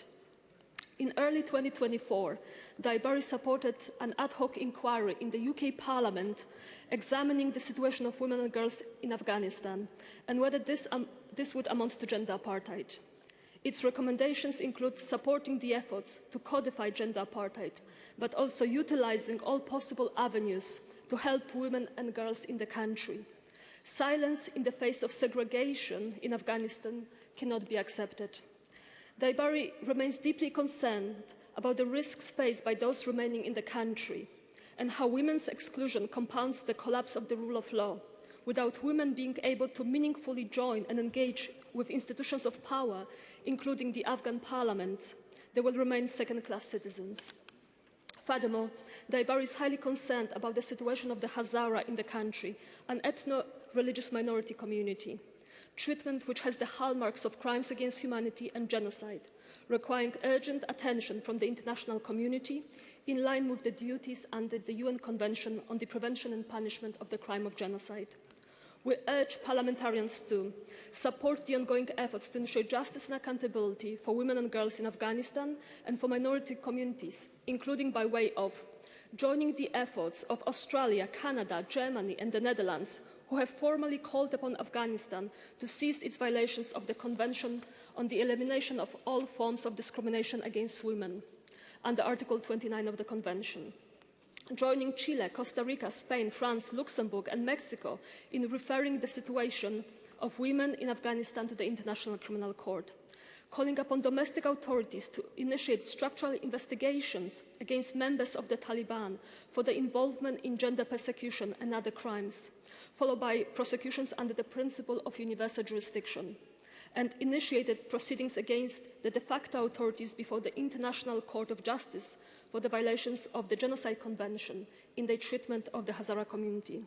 We also call upon parliamentarians to engage governments to support the establishment of a UN investigation and accountability mechanism mandated to collect, preserve and analyse ongoing systematic and gross human rights violations in Afghanistan. We also call upon parliamentarians to accommodate further focus on the issue of gender apartheid, with parliamentary debates, motions and resolutions on the situation of women and girls in Afghanistan, and also provide a platform for women and girls to participate and contribute meaningfully. And lastly, we call upon parliamentarians to identify the best ways to support women and girls in Afghanistan and ethnic and religious minorities through grassroots organizations. I thank you. Thank you for you, Evelina.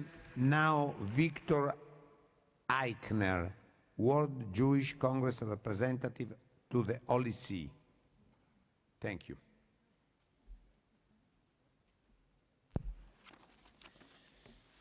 Your Excellencies, distinguished guests, members of Parliament, delegates, esteemed colleagues. We gather at a time of mounting turbulence and war, where the safety and dignity of communities, especially religious minorities, face growing threats. Among the most endangered are Jewish communities. In Europe, North America, Latin America and Africa, Anti-Semitic incidents have surged to record levels, making Jews the most targeted religious group in several countries. At a time when our communities are facing a wave of violent anti-Semitic attacks, we have seen how incitement and false narratives can lead to violent and even deadly consequences. In just the past weeks, 15 elderly Jews were set on fire in Colorado. Rabbi Alle was violently assaulted twice in France, and Canada's National Holocaust Monument was vandalized. This follows the heinous murder of Salam Milgram and Yaron Lishitsky, killed near the Capitol Jewish Museum in Washington, D.C. by an anti-Israel extremist. These are not isolated events, they are warnings. This crisis demands not withdrawal, but deeper engagement. The World Jewish Congress, representing 105 Jewish communities across the globe, believes that our answer to hate must be stronger alliances, not silence. This is why we have expanded our engagement, including the establishment of our representative office to the Holy See in Rome, a milestone of Jewish-Catholic partnership. We are grateful to His Holiness Pope Leo XIV for his gracious letter addressed to our office at the beginning of his pontificate, in which he pledged to continue and strengthen the Church's dialogue and cooperation with the Jewish people in the spirit of the Second Vatican Council's declaration Nostra Aetate. This year's 60th anniversary of Nostra Aetate is indeed a powerful moment to deepen that spirit, not only in Jewish-Catholic relations, but in building bridges between Jewish people and all religious communities. In today's digital age, shaped by artificial intelligence and algorithms, the line between truth and falsehood has grown dangerously thin. Disinformation spreads faster than dialogue, and hate speech is just a click away. This is why education is not just a right, but a civic and spiritual imperative. Faith leaders and parliamentarians must work together in hand-to-hand to restore truth and trust. We must invest in peace and education, digital literacy, and ethical technology governance. The World Jewish Congress has taken a step in this direction through the WJC Institute for Technology and Human Rights, which examines the intersection of technology, hate, and human dignity. I urge you all to join us in this effort, and I call on governments, parliaments, and religious authorities to coordinate our work with the private technology sector to ensure that human values guide digital spaces.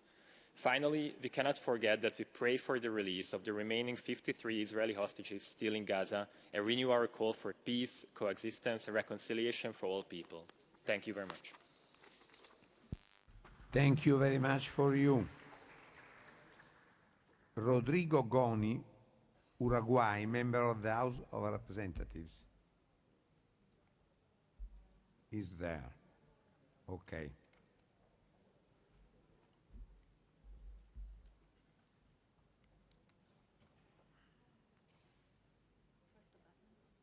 Sì, sì, c'è. There. Date la voce là, è laggiù in cima. You have to push. Okay.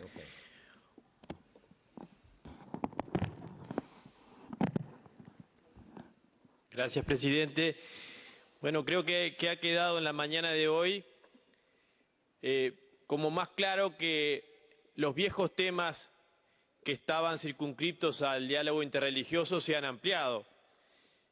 Las fronteras del diálogo interreligioso se han ampliado a estos nuevos desafíos que nos plantea la inteligencia artificial, la digitalización y las nuevas tecnologías en general.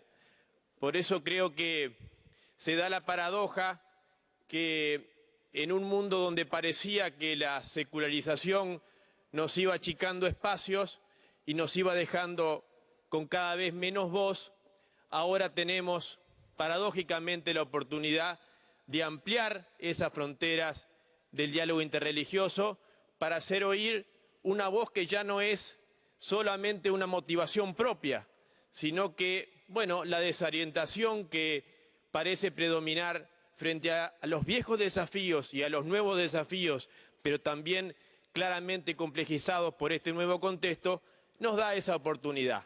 Así que esperemos que los próximos diálogos interreligiosos también podamos incorporar, como muchos parlamentarios y muchos ponentes en el día de hoy han puesto sobre la mesa, esa necesidad que ante una nueva era que parece desorientarnos y no saber cómo preservar lo humano más allá de preservar nuestro planeta, creo que las sabidurías y las tradiciones religiosas tienen allí un rol clave para aportar, orientar y bueno, y que ese preservar el planeta, ese preservar la humanidad pueda tener sin ninguna duda en las sabidurías religiosas, en las tradiciones religiosas, esa orientación que el mundo claramente nos está reclamando. Muchas gracias.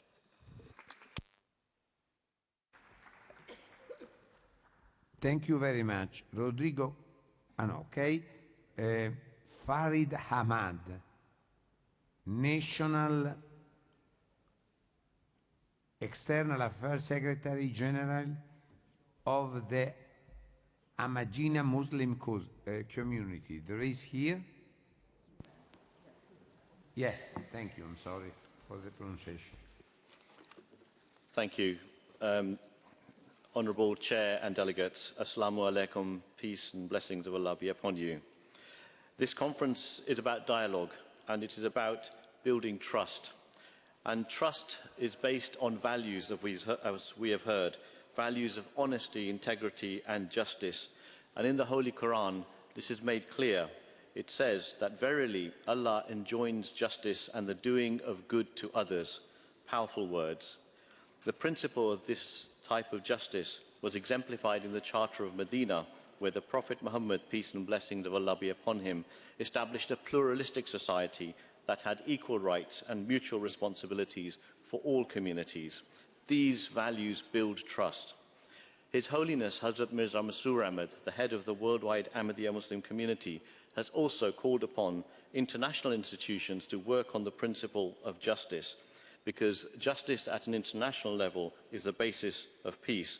And he said that let it be clear that where a veto power exists, the scales of justice can never be balanced. So international institutions also need to exemplify justice. Another principle of trust is to listen. And an Islamic principle is that whoever counsels you towards goodness, you should accept it, regardless of their race, nationality or faith.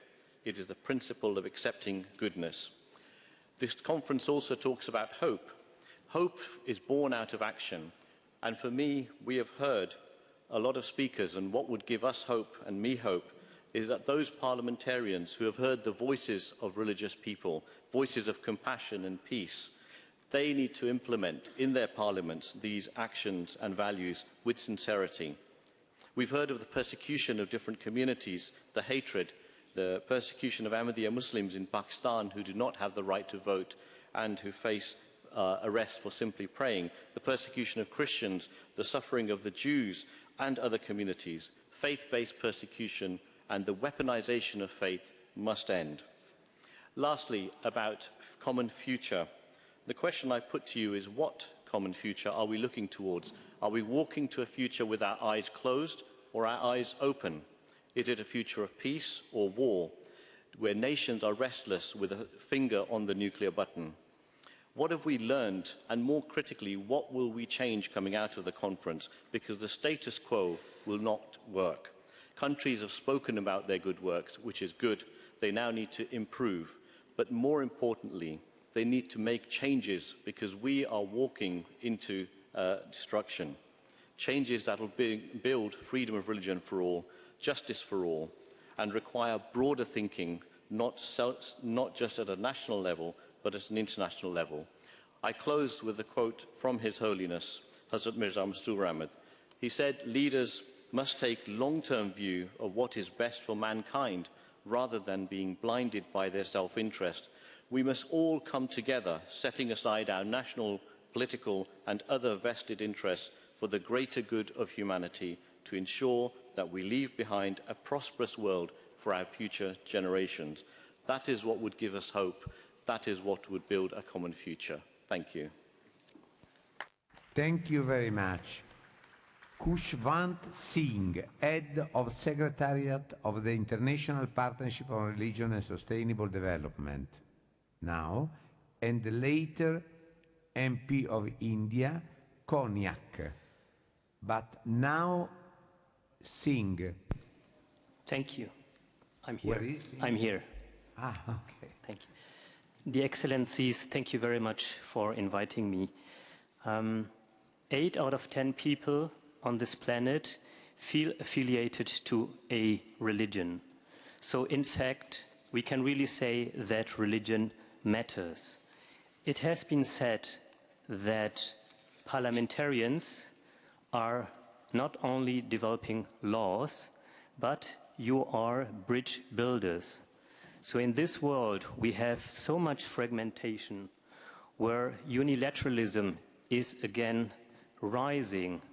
I invite everyone to engage in multilateral cooperation, in a cooperation that brings together all the key actors of life.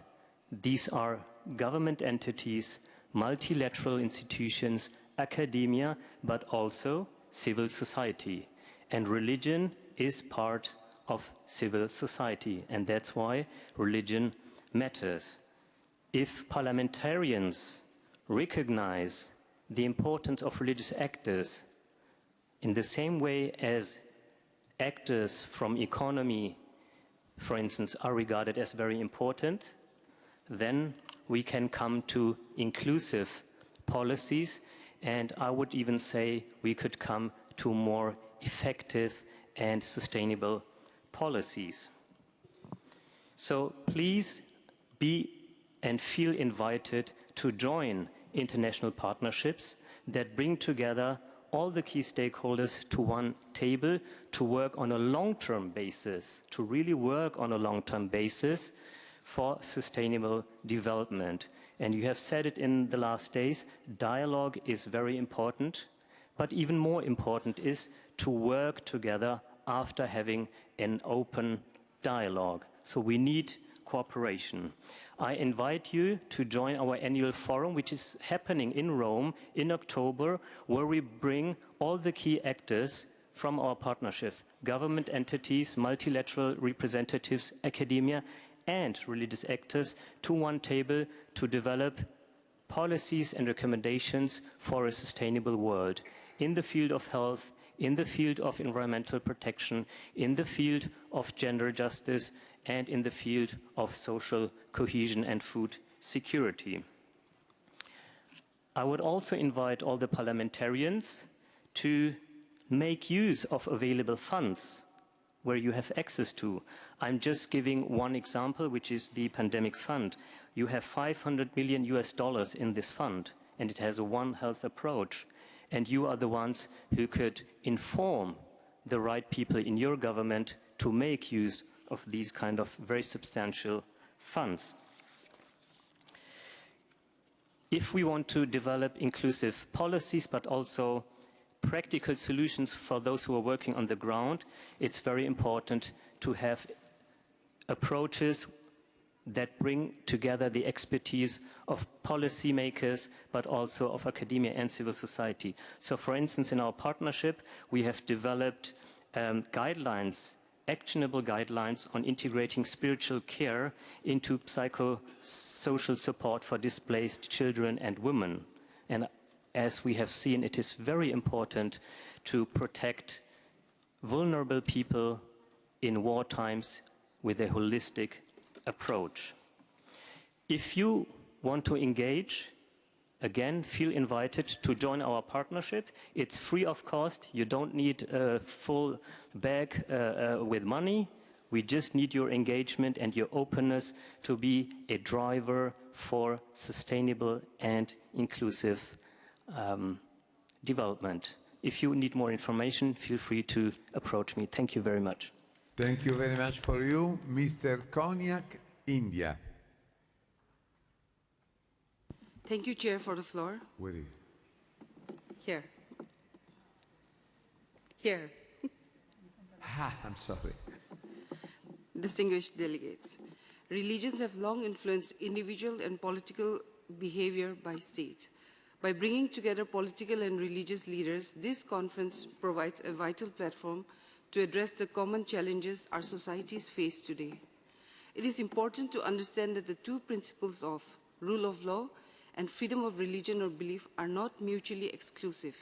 In fact, they are deeply connected and reinforce each other in preserving statehood and citizenship. India has consistently strived to strike a balance between these two principles, promoting religious harmony while upholding the rule of law. Our Constitution enshrines the fundamental right to freedom of religion or belief under Articles 25 to 28. It guarantees the right of every citizen to freedom of conscience and the right to profess, practice, and propagate religion freely, subject to public order, morality, and health. India is not only religiously diverse, but also linguistically pluralistic, with 22 official languages, 121 recognized languages, and over 1,350 mother tongues as per Census 2011. India exemplifies how unity can thrive in the midst of immense diversity. India's diversity is its strength. We have enacted various acts to safeguard the interests of minorities. The Ministry of Minority Affairs focuses on issues concerning the minority. The ministry's mandate includes policy formulation, coordination, evaluation, and oversight of development programs for minority communities. In pursuance of goals for inclusive development, the National Commission for Minorities organizes interfaith meetings with minority communities to promote an environment of harmony and respect. It also observes interfaith celebrations of religious festivals for fostering unity and social cohesion. India has taken several initiatives focused on reducing disparities and promoting inclusion of minority in India's progress. In the Union budget for the year 2025-26, $387 million have been allocated to the Ministry of Minority Affairs, with the provision of $78.4 million for the educational empowerment of students of minority communities. Equally important is promoting digital literacy, enabling citizens to critically evaluate online content and misinformation through transparent regulations and content moderation standards. Distinguished delegates, India acknowledges the dangers posed by hate speech.